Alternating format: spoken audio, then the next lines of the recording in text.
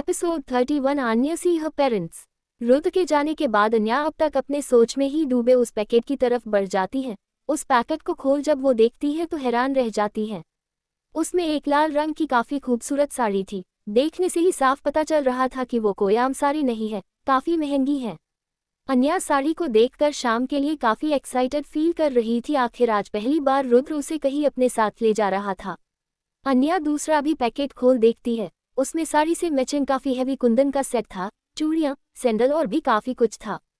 सब एक से बढ़कर एक। तभी वहां एक हेल्पर आती है और अन्या के आगे सिर झुकाकर उससे ग्रीट करते हुए कहती है, हेलो मैम, सर ने मुझे आपको तैयार करने के लिए भेजा है। अन्या उसकी बात सुन हाँ में सिर हिलाती है और उस हेल्पर की हेल्प से अन्या ने जल्दी ही साड़ी पहन ली। उसने ही अन्या का मेकअप और हेयर किया। उद्धरण चिन्ह। करीब 2 घंटे में अन्या पूरी तरह से तैयार हो चुकी थी। उसने जब खुद को मिरर में देखा तो वो अलग हो नहीं रही थी, काफी अलग लग रही थी। जैसे ही रुद्र कमरे में आता है, वो अपने सामने अन्या का ये रूप देख उसमें ही कहीं खोसा जाता है। आज फिर अन्या उससे किसी दुल्हन से कम नहीं लग रही थी। रुद्र बिल्कुल अन्या के पीछे खड़ा था और मिरर में उसका अक्ष देख रहा था। अन्या इन सब से बेखबर सिंदूर की डीबी उठती है और उससे मुस्कुराते हुए अपने मांग में सजा लेती है। रुद्र को अन्या की ये मनमोहक मुस्कान भर रही थी। उसका दिल तो अब अन्या को बाहों में भरने की चाहत जगा रहा था, लेकिन अभी उसे जहाँ जाना था उसके लिए वो लेट नहीं होना चाहता था। इसलिए वो अन्या से अपनी नजरें हटाकर में कहता है, चले। अन्या रुद्र की आवाज़ सुन जल्दी ही पीछे पलटी और अपने सामने बिल्कुल प्रिंस की तरह तैयार हुए रुद्र को देखो उससे एडोर करने से खुद को रोक नहीं पा रही थी। आज रुद्र ने भी ब्लैक कॉलर का 3 पीसेस सूट पहना हुआ था। वो हमेशा की तरफ उसका चाम होश उड़ाने के लिए काफ़ी था। अन्या ने काफ़ी मुश्किल से हाँ में सिर हिला दिया। रुद्र उससे अपने पीछे आने का इशारा करते हुए कमरे से तेज कदमों से निकल गया। अन्या भी जल्दी से अपना पर्स उठाकर वहां से रुद्र के पीछे चल दी। अन्या के दिल में काफी सवाल थे कि आखिर वो लोग जा कहाँ रहे हैं, लेकिन रुद्र से उससे पूछने का मौका ही नहीं मिला। रुद्र अन्या के साथ नीचे आता है और अपनी कार में सबसे पहले अन्या को बैठाकर खुद भी उसके बगल में बैठ जाता है। अन्या अंदर कुछ नर्वस फील कर रही थी। तभी कार होटल से बाहर निकलती है और अन्या की नज़र होटल के बोर्ड पर जाती है, जिससे पर वो और भी ज़्यादा हैरान रह जाती है। उसके मुंह से अचानक ही शौक से निकलता है, इंदौर। उद्धरण चिन्ह। हाँ, इंदौर, ये वही शहर है जहाँ अन्या ने अपने जिंदगी के हर अच्छे बुरे पल जिए थे। बचपन के नाटक पल से लेकर जवानी के वो संजीदगी भरे पल यहाँ बिताए हैं। ये वही शहर है जहाँ वो रुद्र के साथ इस मंजूरी के रिश्ते में बंधी थी और आज वो वापस से उसी शहर में आ गई थी। ये सब देख अन्या को अब घबराहट होने लगी थी। उससे बिल्कुल समझ नहीं आता कि आखिर रुद्र उससे वापस से इस शहर में क्यों लेकर आया है और वो लोग आखिर जा कहाँ रहे हैं। सब बातें सोचते हुए अन्या अपनी घबराई हुई नजरें उठाकर रुद्र को देख पूछती है, हम इंदौर क्यों आए हैं। रुद्र बिना अन्या को देखे अपने फोन में लगे हुए कहता है, कुछ पुराने हिसाब निपटाने। उद्धरण चिन्ह। रुद्र का ऐसा जवाब सुन अन्या अटपटे ढंग से उसे देखती है, लेकिन वो आगे कुछ कहती उससे पहले रुद्र बिना भाव के अन्या की तरफ मुड़ते हुए कहता है, और हिसाब क्या है, कुछ वक्त में तुम्हें पता चल जाएगा। इतना बोल रुद्र वापस से अपने फोन में लग जाता है। अन्या अब बेचैन हो जाती है, उसका दिल घबराने लगता है। वो अपने ठंडे पड़े हाथों को मसलते हुए वक्त बिताना का इंतजार करने लगती है। ये शहर की हवाएं अन्या के दिल के धड़कन बढ़ने के लिए काफ़ी थे। काफ़ी कुछ बिता था यहाँ। उसका वो दर्द से भरा अतीत जिसे वो अपनी नई जिंदगी में कहीं भुला चुकी थी, अब वापस से उसके सामने इस शहर का दीदार करते हुए वापस आ रहा था। करीब 1 घंटे के बाद कार एक होटल के बाहर रुकती है। होटल को देख साफ पता चल रहा था कि उसे किसी की शादी के लिए सजाया हुआ था, लेकिन किसकी। रुद्र उसे शादी में क्यों लाया था। रुद्र के आगे पीछे वाली गाड़ियों से उसके सारे बॉडीगार्ड्स निकल रुद्र की कार को कवर कर लेते हैं। रुद्र की कार होटल के अंदर जाती है और उस गेट के आगे रुकती है जहां शादी हॉल की एंट्रेंस था। अन्या अब तक काफी सारे सवालों से घिरी हुई थी। वो असमंज में सिर्फ रुद्र को देख रही थी। तभी रुद्र के कार का दरवाजा जियान आकर खोलता है। रुद्र अपने रौबदार ओरे के साथ कार से निकलता है। उसकी पर्सनैलिटी ऐसी थी कि किसको भी अपने आगे झुका दे। रुद्र कार से निकल सीधा अन्या की तरफ आता है। एक गार्ड उसका दरवाजा खोलता है। रुद्र भी बारे अदब से अन्या को अपना हाथ आगे बढ़ाकर बाहर आने का इशारा करता है। रुद्र अब तक उसके लिए एक गुत्थी बन चुका था। अन्या को कुछ समझ नहीं आ रहा था। वो कभी बाहर देखती तो कभी रुद्र को तो कभी उसके हाथ को, जिसे रुद्र पकड़ने का इशारा कर रहा था। अन्या भी एक ठंडी आह भरते हुए बिना कुछ सवाल किए चुपचाप रुद्र के हाथ में अपना हाथ दे देती है और कार से बाहर आ जाती है। कुछ दूर चलते ही सही एक 50-55 साल का आदमी अपने सर पर पगड़ी बांधे रुद्र के सामने हाथ जोड़कर उसका स्वागत करते हुए कहता है, सर, अब हमारे बेटे की शादी में शामिल होने आए, ये आपकी बहुत बड़ी मेहरबानी है। आए सर, अंदर आइए। रुद्र भी बिना किसी भाव के हाँ में इशारा करता है। वो आदमी कुछ दूर चलकर एक दूसरे आदमी अपने पास आने के लिए किसको कहते हैं। लड़का का बाप जिसने रुद्र का स्वागत किया था, वो उन्हें काफी आदर सत्कार के साथ आगे वाली सीट पर बैठता है। तभी वो आदमी लड़के के पिता के पास आता हुआ काफी अदब के साथ कहता है, आपने बुलाया सैनी साहब। ये आवाज सुन अन्या, जिसकी नजर नीचे थी, जो झट से ऊपर हो जाती है और अपने सामने खड़े आदमी को देख दुगना हैरानी के साथ अपनी आंखें बड़ी कर लेती है। ये और कोई नहीं, मिस्टर शैलेश राठी थे। मिस्टर सैनी लड़का का पिता रुद्र की तरफ इशारा करते हुए काफी इज्जत के साथ कहते हैं, हाँ, इनसे मिले, ये है मिस्टर रुद्र राय चौहान, हमारे खास मेहमान। ध्यान रखिएगा राठी साहब, इन्हें कोई चीज की दिक्कत न हो पाए। शैलेश जी तो अपने सामने रुद्र को बैठे देख काफी हैरान थे। उन्हें समझ नहीं आ रहा था आखिर सैनी जी से रुद्र का क्या रिश्ता है और वो लोग यहाँ क्या कर रहे हैं। तभी उनकी नज़र रुद्र के बगल में बैठी अन्या पर जाती है, जिससे देख उन्हें अपनी बेइज्जती याद आ जाती है। किस कदर अन्या ने उनकी दिव्यांका की किस्मत खुद छीनकर शान से बैठी है। ये सब याद कर उनके अंदर खून उबल देना लगा था। अभी वो कुछ कर नहीं सकते थे, क्योंकि वो अपनी बेटी की शादी में कोई अड़चन नहीं चाहते थे। उनकी उस बेइज्जती के बाद काफी मुश्किल से उन्हें अपनी बेटी के लिए इतना अच्छा रिश्ता मिला था, इसलिए वो चुप रहे और अन्या को बस अपनी आंखों से बदुआ देते हुए वहां से चले गए।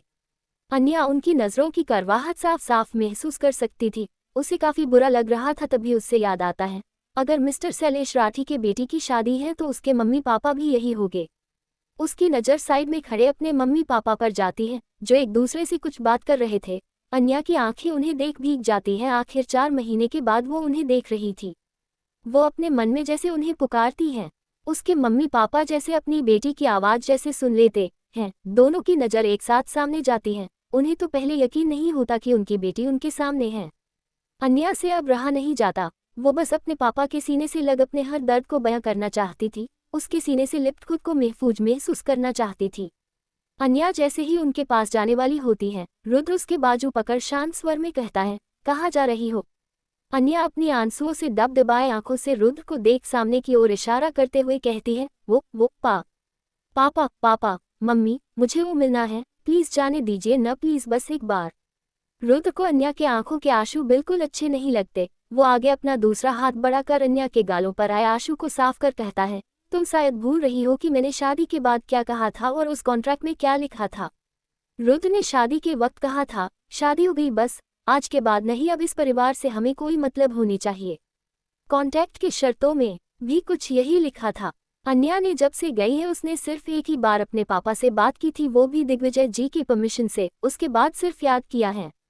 ये सारी बात याद कर अन्या रुद्र को काफी विनती भरे लहजे में कहती है, बस एक बार। रुद्र अन्या के बचे हुए आंसू पोंछ कहता है, आंसू साफ कर लो। तुम यहाँ वर्मा परिवार की बेटी के हैसियत से नहीं बैठी हो, तुम अब चौहान परिवार की बहू होने के नाते बैठी हो, इसलिए उस रुतबे को ध्यान में रखते हुए यहाँ से हिलने की कोशिश भी मत करना। रुद्र के लास्ट शब्द में एक वार्निंग भी छुपी थी, जिसे अन्या समझ रही थी, इसलिए वो चुपचाप वहीं बैठी रही। वही केवेद जी भी जैसे आने को हुए कि पीछे से सारिका जी भी उनका हाथ पकड़ उन्हें रोकती आंसू, जिससे केवेंद्र जी एक तरफ भारी आवाज में कहते, आंसू सारिका जाने दो मुझे, मेरी गुड़िया मेरा इतने पास आंसू, एक बार उन्हें सीने से लगाना है मुझे। सारिका जी भी अपने कलेजे को पत्थर कर न में सिर हिलाते हुए कहती है, नहीं जी आप नहीं जा सकते, आप भूल रहे हैं दामाद जी ने शादी के बाद क्या कहा था। अगर आप गए तो कहीं मेरी बेटी का इतनी मुश्किल से बसा बसाया घर कहीं बिखेर न जाए। सारिका जी की बात सुन केवेंद्र जी दुखी लहजे में कहते हैं, लेकिन सारिका बेटी है वो मेरी, अपने कलेजे के टुकड़े को इतने पास देख ऐसे मुझसे रुका नहीं जाएगा। सारिका जी आगे बढ़ केवेंद्र जी का हाथ काश कर थामते हुए कहती है, आपके टुकड़े को कहीं आपका न रुकना न महंगा पड़ जाए। फिर सामने की ओर इशारा करते हुए कहती है, देखिए ना आपके टुकड़े को कोई कितने प्यार से सींच रहा है। केवेंद्र जी भी सामने देखते हैं जहां रुद्र अन्या के आंसू को पोंछ रहा था और काश कर उसका हाथ पकड़ बैठा था। ये देख केवेंद्र जी को कुछ राहत मिली और खुद को रोकने का हौसला। वो अपने टुकड़े के पास जाकर उससे उसकी बनी बनाई खुशियां नहीं छीन सकते थे। केवेंद्र जी के लिए आज काफी मुश्किल समय था। उनकी नजर ही नहीं हट रही थी अपनी गुड़िया से। सारिका जी भी अपनी बेटी की ये रुतबा देख काफी खुश थी। तभी वहां दुल्हे की एंट्री होती है। वो स्टेज से पहले रुद्र के पास जाता है और अपने घुटनों के बल बैठ उसके आगे सिर झुकाता है। ये देख वहां खड़े सारे लोग हैरान थे, खासकर शैलेश राठी। एपिसोड 32 मिस्टर रथी फील इंसल्ट, रूडा एंजॉय। दोहले की एंट्री होती है। वो स्टेज से पहले रुद्र के पास जाता है और अपने घुटनों के बल बैठ उसके आगे सिर झुकाता है। ये देख वहां खड़े सारे लोग हैरान थे, खासकर शैलेश राठी। ये देख वहां के सारे लोग हैरान थे, सबसे ज्यादा शैलेश राठी, जिन्होंने अपने जमाई की शान और सोहर्द का वाकया सारे समाज में कर रखा था। आज वो रुद्र के सामने सिर झुका रहा है। उन्होंने रिश्ता सिर्फ चौहान परिवार की बराबरी को तोड़कर आगे बढ़ने के लिए सोच में जोड़ा था, लेकिन आज वही उनके आगे झुक रहा है। ये उनके लिए काफी शॉकिंग था। शैलेश राठी को कुछ समझ नहीं आ रहा था। उन्हें तो ऐसे लग रहा था एक पल में किसी ने उन्हें आसमान में उड़ान भरते हुए पंख दबोचकर सीधा नीचे जमीन में फेंक दिया। दूल्हा रुद्र को सिर झुकाकर काफी अदब से कहता है, सर आप यहाँ आए मेरे लिए फॉर्चून की बात है। रुद्र बिना किसी भाव के बस हल्का सा अपना सिर हिला देता है और अपने हाथों से जियान को कुछ इशारा करता है। जियान आगे बढ़ अपने हाथ में पकड़ा बुके उसे देता है। दूल्हा भी आदर के साथ उसे स्वीकार करता है और साथ में ही अपना सिर दोबारा झुकाकर रुद्र के पास बैठी अन्या को भी ग्रीट करता है। अन्या को ये काफी अजीब फीलिंग देता है। उसे समझ में नहीं आता आखिर वो रिएक्ट कैसे करे, इसलिए वो बस हल्का मुस्कुरा कर अपना सिर हिला देती है। दूल्हा वापस मुड़कर स्टेज पर चला जाता है, लेकिन वही शैलेश राठी आपका सिर पकड़कर बैठ जाते हैं। रुद्र के आगे सिर झुकाना उनके लिए हैरानी थी, लेकिन अन्या के आगे सिर झुकाना उसके लिए अपने इज्जत की धज्जियां उड़ने के बराबर थी। आखिर जिस लड़की को वो अपने अपने खड़े होने के लायक नहीं समझते थे, हमेशा खुद की बेटी के पीछे रखने की कोशिश की। आज उनके होने वाले जमाई ने उसके आगे सिर झुका। इसका मतलब साफ था कि अब अन्या का रुतबा उसकी बेटी के ऊपर रहेगा। उनकी बेटी तक को उसके आगे झुकना होगा। ये उन्हें बर्दाश्त नहीं हो रहा था। वो गुस्से में इस बारे में बात करने के लिए आगे बढ़ते ही हैं कि सुजाता जी आगे बढ़ उन्हें रोककर कहती हैं, कहाँ जा रहे हैं। शैलेश जी गुस्से में फुबकते हुए कहते हैं, सैनी साहब से जवाब मांगने। आखिर जब उनका इतना रुतबा है तो वो इस रुद्र राय चौहान के आगे कैसे ऐसे झुक सकते हैं। मुझे जाना है आखिर उनकी औकात इनके आगे ऐसी कैसे हो सकती है। सुजाता जी शैलेश जी के गुस्सा देख तो एक पल के लिए डर सी गई, लेकिन उसके बाद सुन वो उन्हें समझाते हुए कहती है, आप पागल हो गए हैं। ये कोई वक्त है इन जैसे सवालों का। आपको पता है ना, अगर सैनी साहब को आपके सवाल से जरा सी ठेस पहुंची तो वो कहीं बारात वापस न ले जाए। ये हमारी बेटी और हमारे बच्चे कूचे इज्जत के लिए जरा भी गवारा नहीं है। वो दोबारा बारात लौटने की बेइज्जती का मंजर नहीं झेल सकते थे। वैसे भी दिव्यांका के मंडप से भागने के बाद उसकी पहली बेटी दिव्या के रिश्ते में काफी रुकावट आ चुकी थी, इसलिए वो अभी शांत ही रहना ही बेहतर समझ रहे थे। वही अपनी बेटी अन्या का रुतबा देख केवेंद्र जी और सारिका जी काफी खुश थे, लेकिन बेटी के उतने पास होकर भी उससे सीने से न लगाना पाने की मजबूरी उन्हें अंदर ही अंदर खल रही थी। अन्या काफी हैरान थी। ये सब देखकर उसके अब तक कुछ समझ नहीं आ रहा था आखिर रुद्र करना क्या चाहता है, क्योंकि वो इतना तो समझ गई कि वो उससे इतनी दूर यूं ही तो नहीं लाया होगा। वो बार बार उसके चेहरे को देख रही थी जो भावहीन के साथ काफी शांत था, लेकिन उसकी आंखें कभी कुछ अलग ही बयां कर रही थी। उसकी शांति उसकी आंखों में नहीं दिख रही थी। अन्या ये सब देख काफी कंफ्यूज हो चुकी थी। अब आगे वक्त का इंतजार करने के सिवा वो कुछ भी नहीं सकती थी। स्टेज पर दूल्हा बैठ गया। सबकी नजर दूल्हे पर थी। सुजाता जी सारी औरतों के साथ मिलकर दूल्हे का स्वागत करती हैं। सब खुश थे। शैलेश राठी परेशान थे, लेकिन हालत के आगे काफी मजबूर थे। कुछ ही देर में दिव्या की एंट्री हुई। सबकी नजर उस पर टिक गई। आज दुल्हन की जोड़े वो भी काफी अच्छी लग रही थी। अन्या भी बारे गौर से सब देख रही थी। शादी वाले माहौल में आकर अन्या को खुद की शादी याद आ गई। कैसे वो न खुशी न खुद की मर्जी इस मजबूरी के रिश्ते में बंधी थी। दिव्या जितनी अपनी शादी में खुश है और हर एक मोमेंट को एंजॉय कर रही थी, वही अन्या को ये सारे पल जीने तक का वक्त नहीं मिला। उससे तो ये तक याद नहीं कि वो कैसे पल भर में एक आम लड़की ने मिसेज अन्या रुद्र राय चौहान बन गई। ऐसी ही बातें सोचते सोचते अन्या के आंखों में कुछ नमी सी चाह गई। अन्या जो दिव्या की खुशी देने में बिजी अपने ख्यालों में खुद की शादी याद कर रही थी, वही रुद्र सिर्फ की नज़र अन्या पर ठहरी हुई थी। उसके चेहरे पर आते जाते खुशी, दुख, गम सारे आते जाते भाव को देख रहा था। कहीं न कहीं वो भी उसके अनकहे जज्बात समझने की कोशिश कर रहा था। आखिर एक लड़की खुद की शादी के लिए कुछ न कुछ सपने जरूर संजोती हैं, जो अन्या के इस मजबूरी के रिश्ते में कहीं अधूरे से रह गए। दिव्या अब तक स्टेज पर दूल्हे के सामने खड़ी थी। दोनों के हाथ में वरमाला था।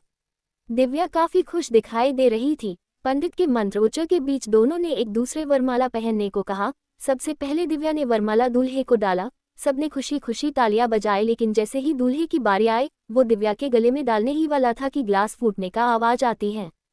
ये आवाज सुन सबकी नजर उस ओर जाती है। एक वेटर से गलती से सॉफ्ट ड्रिंक का ग्लास अन्या के पास गिरता है, जिससे कुछ सॉफ्ट ड्रिंक्स के छींटे उसके साड़ी में लग जाते हैं और साथ ही कांच का ग्लास उसके पाँव के पास फूट जाता है। अन्या इस एक्शन से डर कर खड़ी हो जाती है। रुद्र भी अन्या को देखने लगता है। जियान आगे बढ़ चेक करता है। तक दूल्हा भी अपनी वरमाला छोड़कर अन्या के पास दौड़कर उसके पाँव के पास बैठ जाता है और चेक करते हुए कहता है, मैम आपको कहीं लगी तो नहीं? सैनी साहब खुद उनके पास आकर चेक करते हैं। शैलेश राठी को अब अपनी इजाज़त तार-तार होते नजर आ रही थी, क्योंकि उसकी बेटी को सब स्टेज पर छोड़ खुद उसके होने वाला पति अन्या के पाँव में गिरा था।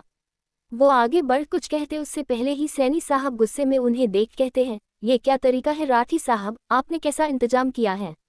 यही है आपकी शान और शौकत, देखिए हमारे इतने इम्पोर्टेंट गेस्ट को आपकी लापरवाही से कष्ट पहुंचा। हमारी इज्जत आपकी वजह से उनके सामने छोटी पड़ गई। शैलेश राठी उनकी बात सुन दंग रह गए। तभी दूल्हा आगे बढ़कर गुस्से में शैलेश राठी को देख एक वार्निंग टोन में कहता है, जब आप हमारे आए हुए गेस्ट की आवभगत अच्छे से नहीं कर सकते तो अब मुझे लगता है कि हमारे इस रिश्ते के लिए दोबारा सोचना पड़ेगा। दूल्हे की बात सुन सब हैरान हो गए, क्योंकि वो इनडायरेक्ट वे में रिश्ते को चुनौती दे रहा था। अन्या ये देख काफी हड़बड़ा गई। उसकी वजह से ये बबल देख वो आगे बढ़ कुछ कहे ही वाली थी कि रुद्र शांत लहजे में कहता है, रिवान शांत हो जाओ, ऐसी छोटी छोटी पर रिश्ते थोड़ी तोड़ते हैं।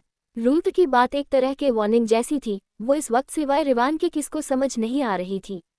रिवान रुद्र की बात सुन शैलेश राठी की तरफ देख काफी कारक लहजे में कहता है, ठीक है सर, लेकिन एक शर्त पर कि आपको मैम से अपनी लापरवाही भरी इंतजाम के लिए माफी मांगना होगा। ये सुन तो शैलेश राठी का गुस्सा फूटने वाला था। वो मरना कबूल कर सकते हैं, लेकिन अन्या के आगे सिर झुकाना नहीं। वो गुस्से में आगे बढ़ते कि सुजाता की वापस से उनका हाथ पीछे से पकड़ने में उनके देख सिर हिलाती है। फिर खुद आगे बढ़ मोहाल को शांत करने के लिए काफी नर्म भाव से कहती है, देखिए मैं माफी मांगती हूँ, ये छोटी मोटी भूल चूक तो हर शादी में हो जाती है, इससे आप लोग कृपया अपने दिल पर न ले। फिर अन्या की तरफ देख काफी प्यार से कहती है, बेटा आपको तो कहीं चोट नहीं लगी? भले ही शैलेश राठी ने अन्या के साथ कितनी रूखा व्यवहार किया हो, लेकिन सुजाता जी उससे अपनी बेटी जैसा लड़ा दिया था, इसलिए अपनी मासी माँ की मामत पर अन्या नम आंखों से जल्दी से नमे सिर हिलाती है। सुजाता जी मुस्कुराते हुए कहती, तो फिर हम सब शादी की विधि आगे बढ़ाए। सब अब शांत हो चुके थे, इसलिए सबने हाँ में सिर हिला दिया। रुद्र अन्या वापस से अपनी जगह पर बैठ गए। वहाँ की सफाई कर दी गई जल्दी से और टिश्यू से भी अन्या ने अपनी साड़ी साफ कर ली थी। रिवान भी वापस से स्टेज पर आ गया और वरमाला की विधि संपन्न हुई, लेकिन अब दिव्या का मूड बिल्कुल ही उतर चुका था। रिवान का बिहेव देख साफ उससे अपनी औकात पता चल रही थी। वो चाहे कितना भी अमीर हो, लेकिन उससे चौहान परिवार के आगे झुकना ही होगा। अब तो शैलेश राठी की कही गई अपने जमाई की शान सबके आगे छोटी पड़ते नजर आ रही थी, जिसकी वजह से अब समाज में उनके हंसी ठिठोली होने लगी थी, जिससे सुन शैलेश राठी आंख बबूला हो रहे थे। वही रुद्र मन ही मन शैलेश राठी को यूं घुटते देख और साथ ही अपनी इज्जत की धज्जियां उड़ते देख भी मजबूर बने हुए देख एक अनकही जीत दर्शा रहा था। रुद्र अपने मन ही मन शैलेश राठी को देख कहता है, तुम्हें क्या लगा चौहान परिवार की इज्जत इतनी सस्ती है कि तुम जैसा जमीन का कीड़ा उसके साथ खेल सके? खेलूंगा तो अब मैं तुम्हारी इज्जत, तुम्हारे झूठे रुतबे, तुम्हारी हिम्मत को यूं टुकड़ों में तोड़कर। इतना सोच रुद्र के चेहरे पर एक रहस्यमय मुस्कान छह जाती है। वो अपने सामने बैठे रिवान को कुछ इशारा करता है, जिसके बाद रिवान एक नजर घड़ी में देखा में सिर हिलाता है। रुद्र अपने हाथों के 2 उंगली से जियान को कुछ इशारा करता है, जिससे भागकर जियान भी वहां से चला जाता है। अब वरमाला का फंक्शन लगभग खत्म हो चुका था। अब दूल्हा दुल्हन को शादी के लिए जाना था, लेकिन तभी वहां की लाइट अचानक गायब हो जाती है। चारों तरफ अंदर चाहा जाता है और एक सीधी फ्लैश लाइट की रोशनी रिवान के साइड बने पर्दे पर दिखाई देती है, जो सबको और भी ज्यादा हैरान कर देती है। Episode 33 Rudra take revenge from mister Rathi. जैसे ही मुहूर्त का समय हुआ तभी वहां की अचानक लाइट चली जाती है। चारों तरफ सिर्फ अंधेरा छा जाता है। सब लोग थोड़े हड़बड़ा जाते हैं। राठी साहब तुरंत वहां के मैनेजर को कॉल करते हैं। अन्या चारों तरफ अंधेरा देख कसकर रुद्र की बाजू पकड़ लेती है। वही रुद्र जिसकी नजर एक पल के लिए भी अन्या से नहीं हटी, अंधेरे में भी वो उसके स्पर्श के एहसास से सब कुछ जैसे भूल जा रहा था। लेकिन तभी वहां एक सीधी फ्लैश लाइट की रोशनी सीधा रिवान के साइड बने पर्दे पर पड़ती है और साथ ही उसमें कुछ तस्वीरें दिखाई देते हैं, जो वहां मौजूद लोगों को हैरत में डाल देते हैं। शैलेश राठी तो सामने देखकर उनके कदम ही डगमगा जाते हैं। सबकी नज़र वहां पर्दे में आती तस्वीरों से लेकर सीधा रिवान के बगल में खड़ी दिव्या पर जाती है। दिव्या खुद शौक के साथ काफी एम्बारास फील कर रही थी क्योंकि पर्दे पर उसकी और एक लड़के की कुछ न देखी जाने वाली तस्वीर थी जो एक होटल रूम की थी और साथ ही दिव्या काफी खुशी खुशी उस लड़के के बाहों में लिपटी थी, उसके साथ एंजॉय कर रही थी, ड्रिंक कर रही थी और साथ ही रोमांटिक मोमेंट्स शेयर कर रही थी। ये सब देख सबके होश ही उड़ गए। वही रिवान उन सारी तस्वीर देख एक नज़र रुद्र को देख शैलेश राठी की तरफ इशारा करते हुए जीत भरी मुस्कान देता है। अब वहाँ लाइट आ चुकी थी, पूरे हॉल में सिर्फ दिव्या और राठी परिवार की जगह साए हो रही थी। शैलेश राठी जो अपनी इज्जत रूपता का बखान करते नहीं थकते थे, आज वो किसको मुंह दिखने लायक नहीं बचे। रिवान लाइट होते ही अपने चेहरे के एक्सप्रेस चेंज कर हैरानी भरे भाव लिए दिव्या को देख कहता है, ये सब क्या है दिव्या, तुम्हारे और उस लड़के के बीच। दिव्या को कुछ समझ नहीं आ रहा था, अब वो क्या बोले। वो जानती थी अब तो उसके पापा भी उससे सपोर्ट नहीं करेंगे। उसके आंखों से आंसू बह रहे थे, उस पास रिवान के सवाल का कोई जवाब नहीं था। दिव्या को चुप देख रिवान गुस्से में लगभग चीखते हुए कहता है, आंसर मी डैम इट, जब तुम्हें ये सब ही करना था तो मुझे शादी करने के हक क्यों की और तुम्हारे पापा। इतना बोल रिवान स्टेज के नीचे देखता है जहां शैलेश राठी बिल्कुल शांत से सिर झुकाए खड़े थे। रिवान ताने भरी हंसी हंसते हुए जोर की तली बजाते हुए कहता है, मिस्टर शैलेश राठी, जितनी इनकी औकात है उससे ज्यादा तो ऊंची इनकी नाक है। कितना अपने परिवार अपने बेटी की इज्जत का बखान किया करते थे, क्या हुआ सब। आपकी बेटी तो कितनी संस्कारी है, आज मैंने वो भी देख लिया। अपनी पैसे और रूपते का घमंड में चूर होने से थोड़ा फुर्सत मिले तब न अपनी बेटी को अच्छे संस्कार देते। एक तो किसकी पत्नी बने से पहले ही भाग गई और दूसरी तो किसी की पत्नी बने के लायक ही नहीं है। रिवान की बातें आज शैलेश राठी को चूर चूर कर रही थी। उन्हें आज से पहले इतनी शर्म नहीं महसूस हुई तब भी जब दिव्या का मंडप छोड़ फरार हो गई थी। उन्होंने दिव्या का सारा इल्जाम अन्या पर लगाकर अपना पल्ला झाड़ लिया था और समाज में अपनी बेटी को सही साबित करने के लिए अन्या की इज्जत को तार तार कर दिया था। उन्होंने ये तक कह दिया था कि अन्या ने रुद्र से शादी करने के लिए खुद की इज्जत तक सौदा कर दिया था और साथ ही चौहान परिवार की शान को कम बताकर दिग्विजय चौहान की भी समाज में बुराई की थी। उन्होंने ये तक कह दिया कि चौहान परिवार उनसे रिश्ता जोड़ने के लायक तक नहीं है। काफ़ी सारी गलत न्यूज फैलानी चाहिए लेकिन रुद्र की रुतबे के कारण उनकी एक भी दाल नहीं गली, इसलिए उन्होंने ठान लिया था अपनी बेटी की शादी ऐसे परिवार में करेंगे जो चौहान परिवार से भी ऊंचा हो। अब उन्हें क्या पता कि जमीन में रहने वाले कीड़े को बाज और कोई के आसमान में भरी उड़ान का आकलन लगना मुश्किल होता है, या यूं कहे कि बाज जानबूझकर कोई को अपने से नीचे दिखाए ताकि शिकार आसानी से जाल में फंस जाए, जो अब हो चुका है। शैलेश राठी अब तक चुपचाप सिर झुकाए खड़े थे। इस वक्त उनका दिमाग काम करना बंद हो चुका था। उन्हें तो कुछ समझ नहीं आ रहा था। सुजाता जी तो वही चेयर पर अपना सिर पकड़ बैठी थी। उन्हें तो ये सब देख जैसे सदमा सा लग गया था। उनके हल्क से जैसे एक शब्द तक नहीं फूटे सिवाय आंखों से शांत आंसू छल कर रही थी। सबको शांत देख सैनी साहब गुस्से भरे लहजे में कहते हैं, रिवान चलो यहाँ से, ऐसे परिवार में हम रिश्ता जोड़ने के अपना ही मान मिट्टी में नहीं मिला सकते। इतना बोल सैनी साहब अपने कदम आगे बढ़ते हैं कि शैलेश राठी को जैसे होश आता है, अगर आज ये बारात चली गई तो सच में समाज में वो आंख उठाकर जी नहीं पाएंगे, चाहे उनके पास कितना पैसा हो। शैलेश राठी आगे बढ़ सैनी साहब के आगे हाथ जोड़ते हुए कहते हैं, नहीं सैनी साहब आप ऐसा नहीं कर सकते, हम मिलकर बात करते हैं, जरूर कोई गलतफहमी हुई होगी। दिव्या ऐसी नहीं है, वो ऐसा काम नहीं कर सकती, आप मेरी बात तो सुने। अपनी बेटी को डिफेंड करते हुए देख सैनी साहब एक तंज भरी मुस्कान के साथ कहते हैं, हाँ भाई आपकी बेटी ही तो इस दुनिया में सबसे सीधी है। गलत हमारा नजरिया है, अपने होने वाली बहू को किसी गैर मर्द की बाहों में देखकर हम रिश्ता तोड़ रहे हैं। हमें माफ करे, हम इतने मॉडर्न नहीं हैं, ये सब आपके खानदान का चाल चलन है, हमारा नहीं। इतना बोल वो जैसे आगे बढ़ने को हुए कि शैलेश राठी उन्हें रोकते हुए कहते हैं, नहीं नहीं सैनी साहब ऐसा न करे, आप ऐसे बारात वापस ले जाएंगे तो समाज में हमारी क्या इज्जत रह जाएगी। उनके ये कहने पर सैनी साहब हंसते हुए कहते हैं, क्या मजाक कर रहे हैं राठी साहब, कौन सी इज्जत की बात कर रहे हैं। फिर उनके आसपास इशारा करते हुए कहते हैं, जो अब बची ही नहीं है। हमें रोकने से अच्छा है कि आप अपनी मॉडर्न बेटी की शादी अपने जैसे मॉडर्न परिवार में करें। हम जैसे इज्जतदार लोगों को माफ करें, हम आपके लायक नहीं। इतना बोल वो रिवान की तरफ देख कारक लहजे में कहते हैं, रिवान चलो यहाँ से। शैलेश राठी काफी घबरा जाते हैं। वो रिवान के आगे हाथ जोड़कर लगभग रोनी सूरत बनते हुए कहते हैं, रिवान बेटा आप तो मेरी बात सुनो, मेरी दिव्या वैसी नहीं है, एक बार तो मेरी बात सुनो, उससे जानबूझकर फंसाया जा रहा है। रिवान को रुकता देख सैनी साहब गुस्से में कहते हैं, रिवान मैंने कहा चलो यहाँ से। उद्धरण चिन्ह। रेवान भी अपने पिता की बात मानकर शैलेश राठी को एक घिन भरी नज़र से देख वहां से जाते हुए अपने गले की माला तोड़ वहां से चला जाता है। ये सारा तमाशा आज शैलेश राठी को काफी महंगा पड़ा। उनकी इज्जत शान रुबता एक पल में ही तबाह हो गई। वही रुद्र सारे तमाशा एंजॉय कर रहा था। शैलेश राठी की बर्बादी अपने आंखों के सामने उससे काफी मजा आ रहा था। अन्या तो अब तक शौक थी। उसका ध्यान तो बार बार सुजाता जी की हालत पर जा रहा था।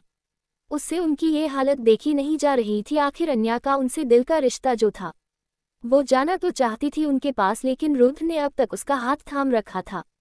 रेवान के परिवार के जाने के बाद रुद्र भी शान से खड़ा होता है और अन्या का हाथ कसकर पकड़ उससे अपने साथ ले जाता है, लेकिन जाते जाते शैलेश राठी के बगल में रुक काफी धीमी आवाज में कहता है, जंगल में अपना छोटा सा झुंड बनने से कोई शेर की ताकत को नहीं लिर करता। शेर अकेला ही गीदारों के 100 झुंड के बराबर होता है। अगर ट्रेलर से जी नहीं भरा तो पिक्चर के लिए तैयार रहना। इतना बोल रुद्र वहां से अपने बॉडीगार्ड्स के साथ अपने शान के साथ निकल जाता है। अन्या अपने माँ बाप से मिलना चाहती थी, लेकिन रुद्र की वजह से वो मजबूर रह गई। लेकिन जाते जाते रुद्र की कही बात शैलेश राठी के गुस्से को हवा दे गई। वो समझ गया कि हो न हो इन सब में रुद्र ही था। वो गुस्से में जैसे बावले हो गए, अपने आसपास की चीजों को नाश करते हुए चिल्लाते हैं, रुद्र राय चौहान, मैं तुम्हें छोड़ूंगा नहीं, अपने हाथों से मरूंगा। शैलेश राठी का ये रूप देख सब हैरान थे। बाहर के गेस्ट तो तमाशे का मजा लेकर जा चुके थे, लेकिन शैलेश राठी जैसे आज बेकाबू हो चुके थे। एपिसोड 34 अन्या की नाराजगी रुद्र से। होटल का कमरा। रुद्र अन्या वापस होटल आ चुके थे। पूरे रास्ते अन्या गुमसुम सी बैठी रही। उसने एक बार भी रुद्र को आंख उठाकर नहीं देखा और होटल वापस आने पर भी अन्या सीधा वॉशरूम में चली जाती है। रुद्र भी बिना ज्यादा ध्यान दिए चुपचाप दूसरे बाथरूम में चेंज करने चला जाता है, लेकिन वो जब वापस आता है तो वो अन्या को बेड पर लेटा देख उसकी भौहें सिकुड़ जाती है। वो अन्या को कुछ कहता उससे पहले ही रूम का बेल बजती है। रुद्र जाकर दरवाजा खोलता है। सामने एक वेटर खाने की ट्रॉली लिए खड़ा था। रुद्र उसे अंदर आने का इशारा करता है। वेटर खाना रख वापस चला जाता है। रुद्र एक नज़र खाने को देख वापस से अन्या के पास जाता है। उन दोनों ने अब तक डिनर नहीं किया था, इसलिए वो अन्या को बुलाने गया, लेकिन अन्या अपनी तरफ का लाइट ऑफ कर चुपचाप लेती हुई थी। अन्या को ऐसे शांत देख रुद्र सोच में पड़ गया। वो उसके पास जाकर सबसे पहले उसके तरफ का लाइट ऑन करता है और धीरे से कहता है, उठो, खाना आ गया है, चल के खाना खा लो। अन्या उसकी बात सुनकर भी अनसुनी कर वैसे ही लेती रहती है। रुद्र जानता था कि अन्या सिर्फ सोने का नाटक कर रही थी, इसलिए वो फिर से उससे टोकते हुए कहता है, तुमने सुना नहीं, उठो खाना खा लो। रुद्र का इतना बोलना अन्या का जैसे सब्र का बांध टूट जाता है। वो गुस्से में अपनी आंख खोल रुद्र को देखती है, कहती है, मुझे ये याद नहीं कि मैंने आपके साथ ऐसा भी कोई कॉन्ट्रैक्ट साइन किया था कि मुझे आपके कहने पर ही खाना खाना होगा। आपकी मर्जी से चलना होगा, आपकी मर्जी से सोना होगा, इसलिए बेहतर होगा कि आप मेरी पर्सनल चीजों में इंटरफियर ना करें। मैं जैसे आपकी टर्म्स एंड कंडीशंस मान रही हूँ, आपके कहने के मुताबिक अपनी पेरेंट्स तक से सामने होकर भी दूर रही, तो अब आप मेरे पर्सनल लाइफ को कंट्रोल ना करें। मुझे खाना होगा मैं खा लूंगी, सोना होगा सो जाऊंगी, आपसे मुझे पूछने की जरूरत नहीं। इतना बोलते बोलते अन्या के आंखों से आंसू छलक आए। अन्या वापस से लाइट ऑफ कर सो जाती है। वो रुद्र से काफी खफा थी, लेकिन उसके पास वो हक नहीं था जो वो जता सके। उसका दिल कर रहा था कि वो रुद्र की कॉलर पकड़कर पूछे, आखिर क्यों, उसे ही क्यों इतनी तकलीफ दे रहा है। वो ना पत्नी बना रहा है, ना प्यार दे रहा है, और अब तो पेरेंट्स से बेटी होने तक का हक छीन लिया। हक नहीं दे सकता तो हक क्यों छीन रहा है। अन्या के दिल में चुभन सी थी। वो बयां नहीं कर सकती वो फीलिंग जब उसने अपने माता पिता के आंखों में देखी थी। उससे लगा कि रुद्र को जो प्यार ना मिला वो उसकी कदर करेगा, लेकिन यहाँ तो रुद्र उससे कदर की जगह तोड़ रहा है।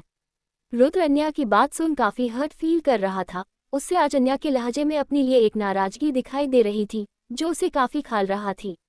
रुद्र ने भी खाना नहीं खाया और सीधा बालकनी में चला गया और एक सिगरेट जलाकर उसके लंबे लंबे कश लेने लगा। बाहर जितनी शांति थी उसके अंदर उतनी ही उथल पुथल। उसे समझ नहीं आ रहा था वो क्या करे।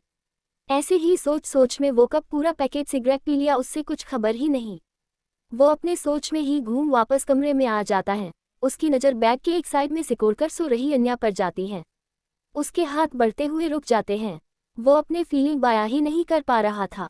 वो भी अन्या के बगल में आकर लेट जाता है। उससे बिल्कुल भी अच्छा नहीं लग रहा था। अन्या की ये नाराजगी आज जीत कर भी जैसे वो हारा हुआ महसूस कर रहा था। आज से पहले जब भी वो किसको अपने सामने तोड़ता था तो उससे काफी मजा आता था, लेकिन आज वो जीत कर भी बेचैन था, शायद इसलिए कि अब उसकी लाइफ में अन्या उसके हर चाह से ज्यादा मायना रखती थी। कुछ पल में उसकी पलकें भरी हो जाती है, लेकिन जब आधी रात को वो अपना हाथ नींद में टटोलता है तो उसे अन्या का बेड पर एहसास नहीं होता। ये देख रुद्र की नींद अचानक उचक जाती है। वो हड़बड़ाते हुए कमरे की लाइट जलाकर इधर उधर देखता है, तभी उसे अन्या सामने सोफे लगकर जमीन पर बैठी दिखाई देती है। रुद्र जल्दी से उसके पास जाता है और घुटनों के बल बैठकर अन्या के सिर को प्यार से सहलता है। अन्या अब तक सो चुकी थी, इसलिए रुद्र अन्या को अपनी बाहों में ध्यान से उठाकर बेड पर लेटता है। रुद्र साइड लैंप की हल्की रोशनी में अन्या का वो मासूम चेहरा देख रहा था जो आंसू से भीगा हुआ था। उसके चेहरे पर आंसू की रेखा बन चुकी थी जो रुद्र के दिल को छली कर रहा था। रुद्र ये देख बर्दाश्त नहीं कर पा रहा था। वो प्यार से अपने उंगलियों से अन्या के आंखों के आंसू साफ करता है, तभी उसकी नज़र अन्या के हाथ में पकड़े मोबाइल पर जाती है। रुद्र जब उस मोबाइल को हटाकर देखता है तो उसमें अन्या के पेरेंट्स की तस्वीर थी उसके साथ। ये देख रुद्र को आज पहली बार अपने किए का पछतावा होता है। वो फ़ोन टेबल पर रख प्यार से अन्या का माथा चूम काफ़ी प्यार से कहता है, आई एम सॉरी वाइफ, अपने अहम में मैंने तुम्हें ठेस पहुंचाया, लेकिन अब मैं जानता हूं तुमसे बढ़कर मेरे लिए कुछ नहीं। फिर रुद्र भी अन्या के बगल में लेट उससे अपनी बाहों में भर कहता है, अब से वैसा ही होगा जैसा तुम चाहोगी और मुझे पता है तुम्हारी खुशी किस में है। अन्या नींद में ही इस एहसास को फील कर काफ़ी सुकून महसूस करते हुए रुद्र के सीने से लग जाती है। रुद्र भी अन्या को अपनी बाहों में समेट लेता है। सुबह का वक्त। अन्या आज काफ़ी लेट सोकर उठती है। वो नींद में ही एक लंबी अंगड़ाई लेते हुए अपनी आंखें खोलती है। एक पल के लिए उसके चेहरे पर एक प्यारी सी मुस्कान रहती है, लेकिन अगले पल उससे कल की सारी बात याद आती है जिससे उसकी मुस्कान कहीं गायब हो जाती है। वो बेड पर बैठ अपने आसपास देखती है। रुद्र उसे नहीं दिखता। अन्या एक ठंडियाह भरते हुए वॉशरूम में फ्रेश होने जाती है और कुछ ही पलों में नहाकर वापस आती है। वो अपने गीले बाल सुखाते हुए कमरे के बाहर आती है तो उसकी नज़र सोफे पर बैठे रुद्र पर जाती है जो काफ़ी सीरियस होकर अपने कामों में लगा हुआ था। अन्या उससे देखकर भी इग्नोर करते हुए आगे बढ़ पानी की बोतल लेकर पानी पीती है। रुद्र की नज़र अन्या के प्रेजेंस को भाप जाती है। रुद्र अपना लैपटॉप साइड में रख अन्या के पास जाता है। रुद्र को खुद के करीब आता देख अन्या वापस से वहां जाने को मुड़ती है कि रुद्र उसका हाथ थाम रोकती हुई कहता है, पानी की जगह ये जूस पी लो और फिर तैयार हो जाओ, हमें कहीं जाना है। इतना बोल रुद्र अन्या के हाथ में जूस का ग्लास देता है। अन्या रुद्र को देख काफ़ी बेरुखी से कहती है, मुझे नहीं जाना आपके साथ लोगों की इज्जत का जनाजा देखने। अन्या की बात कल की ओर इशारा कर रही थी। रुद्र अन्या की बात सुन हल्का मुस्कुरा देता है। उसका यूं नाराजगी जताना रुद्र को काफ़ी भा गया। वो झटके से अन्या को अपनी तरफ खींचकर कहता है, हम जनाजा देखना नहीं जा रहे हैं, एक अधूरी ख्वाहिश पूरी करने जा रहे हैं। इतना बोल रुद्र बारे प्यार से अन्या के चेहरे पर आए बाल को पीछे कर संवारते हुए कहता है, अच्छे से तैयार हो जाओ, मेरे इन लॉस को ये न लगे कि मैं उनकी बेटी का ख्याल नहीं रखता, सिर्फ हाफ एन आवर है तुम्हारे पास, बी ऑन टाइम। इतना बोल रुद्र एक बार अन्या के गालों को अपने अंगूठे से हल्का से सहलाते हुए वहां से चला जाता है और अन्या अब भी भूंद बने खड़ी रह जाती है। आखिर रुद्र कौन सी ख्वाहिश के बारे में बात कर रहा है और क्या अन्या रुद्र की कही गई बात पर विश्वास कर सकती है। Episode 35 Rudra take Anya to meet her parents. Rudra के जाने के बाद भी अन्या अपने ही सोच में थी। उसका दिमाग उसके बात पर भरोसा करने की हिम्मत नहीं दे रहा था और दिल भरोसा करने का साथ दे रहा था। कुछ पल ऐसे ही कश्मकश से घिरे रहने के बाद अन्या वापस कमरे में आती है और अपना वार्डरोब खोल उसमें से एक हल्की गुलाबी नेट की साड़ी निकलती है। अन्या कुछ ही पल में तैयार हो जाती है। आज उनसे उस साड़ी के साथ मोतियों का काफी खूबसूरत हार पहना था जिसके साइड में छोटे छोटे डायमंड्स थे, हाथों में चूड़ियां, माथे पे बिंदी, मांग में सिंदूर, गले में मंगलसूत्र। आज अन्या सजी सवारी बिल्कुल सादगी से थी, लेकिन उसकी चमक और नूर उसे काफी प्यारा बना रहा था। अन्या खुद को मिरर में निहार ही रही थी कि तभी उसके कमरे का बेल बजा है। अन्या जल्दी से दूर खोलती है। सामने जियान को देख इशारे में पूछती है। जियान सिर झुकाकर काफी रेस्पेक्टफुली कहता है, मैम सर आपका नीचे गाड़ी में वेट कर रहे हैं, आपको चलने को कहा है। अन्या जियान को देख कहती है, रुको 1 मिनट में आती हूँ। अन्या जाकर अपना पर्स और मोबाइल लेती है और जल्दी से जियान के साथ नीचे आती है। सामने ही रुद्र की कार थी। जियान रेस्पेक्टफुली आगे बढ़ कार का दरवाजा खोलता है। अन्या अंदर बैठ जाती है। अन्या के बगल में ही रुद्र ऑलरेडी बैठा था और अपने लैपटॉप में बिजी था। उसने एक नज़र अन्या को देखा तक नहीं। अन्या रुद्र को इग्नोर कर विंडो के बाहर देखने लगती है। रुद्र अब भी अपने कामों में लगा था। अन्या अपने शहर को देखने में खो गई।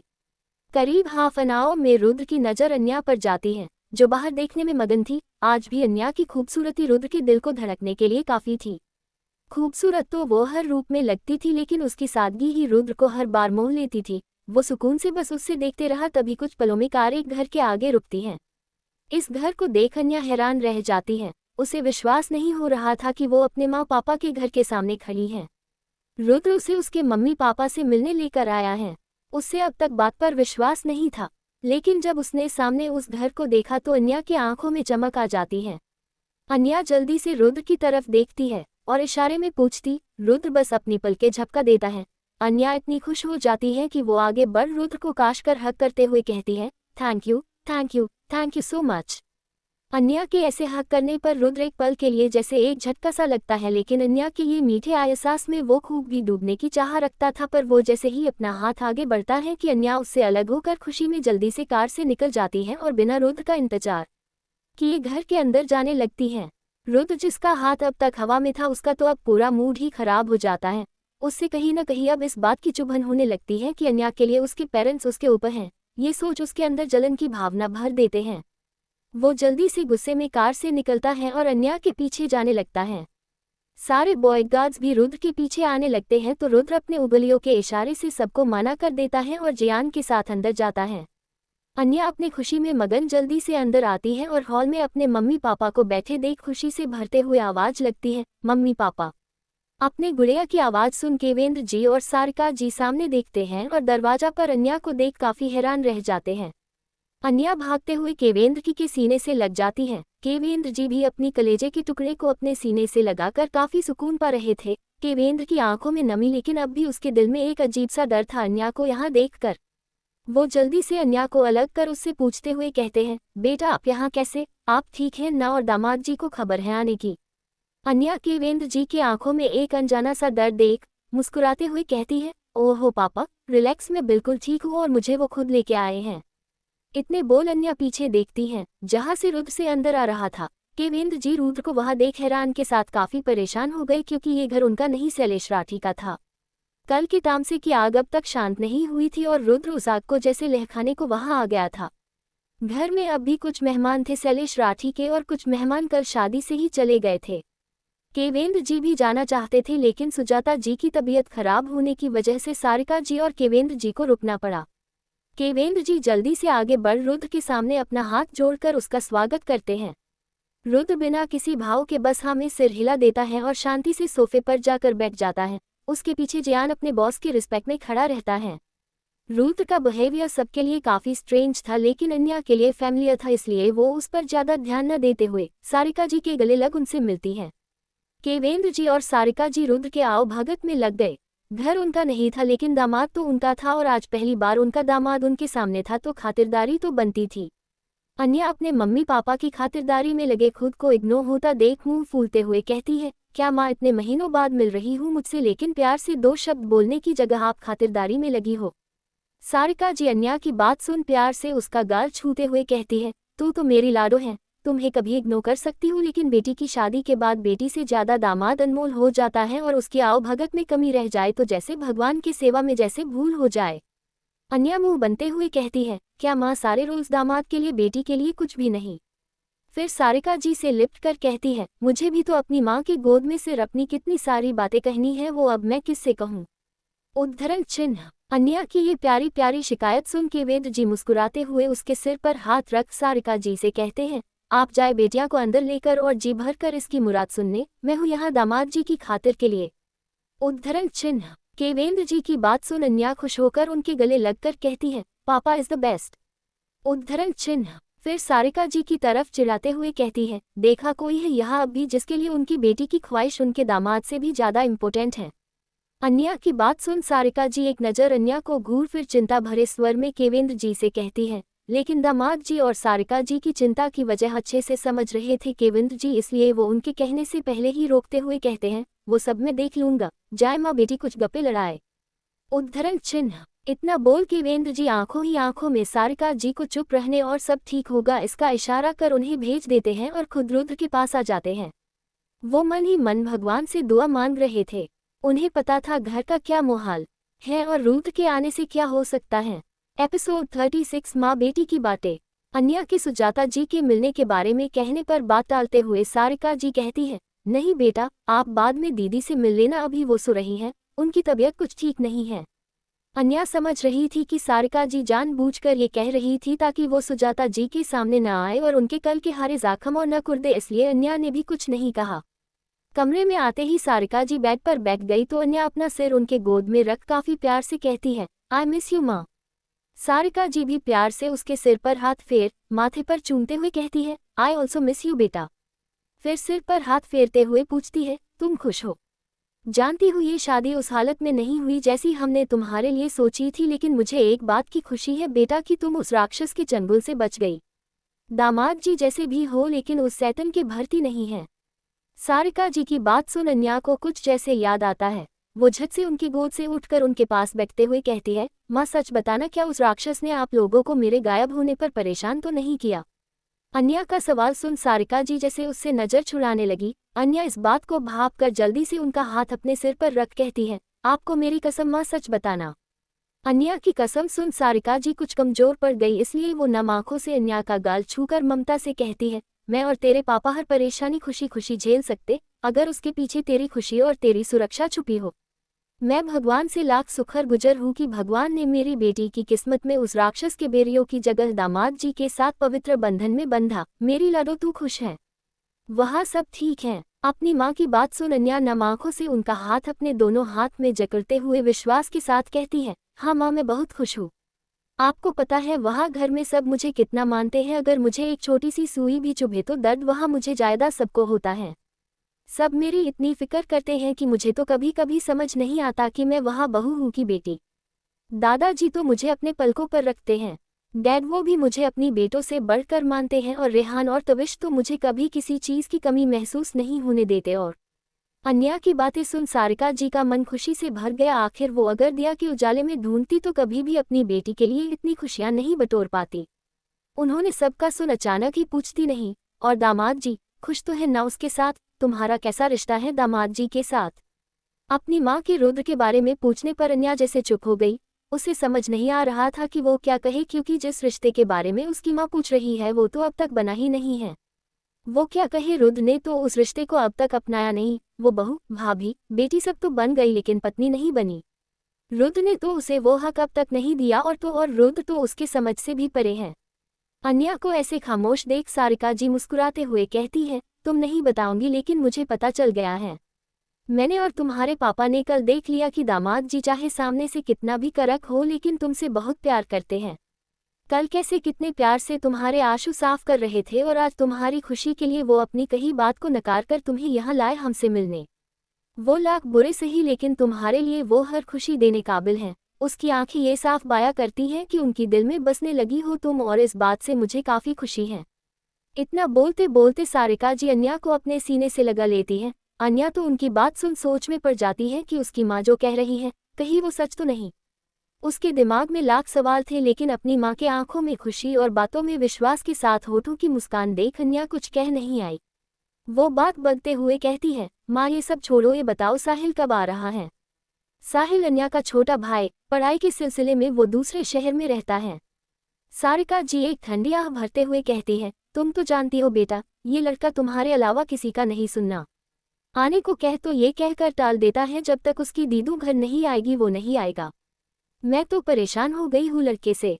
उद्धरण चिन्ह। अन्या सारिका जी की बात सुन हंसते हुए कहती, क्या माँ आप बहुत दल बदलू हो? मेरे सामने बेटे की बुराई और सामने उसकी बड़ाई सब समझती हूँ। दोनों माँ बेटी अपनी बातों में लग जाती है, लेकिन 5 मिनट के अंदर ही एक दूर का अन्या का कजन हड़बड़ते हुए कमरे में आते हुए कहता है, अन्या जी वो जीजू। उसके चेहरे पर पसीने आ रहा था, वो काफी घबराया हुआ था। अन्या उसकी परेशानी देख चिंता से पूछती है, क्या हुआ वानी, सब ठीक है? वानी हड़बड़ते हुए कहता है, नहीं नहीं दी वो जीजू, आप जल्दी चलो मेरे साथ। इतना बोल वानी अन्या का हाथ पकड़ उससे नीचे ले जाता है। अन्या और सारिका जी काफी घबरा गई थी। वो दोनों जैसे ही नीचे आती हैं और वहां का मुहाल देखती हैं तो शौक हो जाती हैं। एपिसोड 37 एक जाराप और एक हदासा। अन्या का अपनी मां को अपने साथ ऊपर कमरे की ओर ले जाते देख रुद्र का और भी ज्यादा मूड खराब हो जाता है, क्योंकि जब से अन्या अपने पेरेंट्स से मिली है वो उस खुशी में उससे कहीं भूल ही गई है, और साथ ही अब उसके पास न होने के कारण उसे अब कुछ खाली खाली सा लग रहा था। लेकिन उसके चेहरे की खुशी देख उसके अंदर एक सुकून था। केवेंद्र जी रुद्र के पास आते हैं और उससे बात करने की कोशिश करते हैं। रुद्र उनके सवाल का अपने फोन में बिजी रहते हुए बस हाँ और हूँ में जवाब दे रहा था। उससे किसी अनजान और नए लोगों से रिश्ता जोड़ना बिल्कुल नहीं आता था। वो काफ़ी इंट्रोवर्ट था, न ज़्यादा किसी से घुलना न मिलना सिवाय अपने काम के।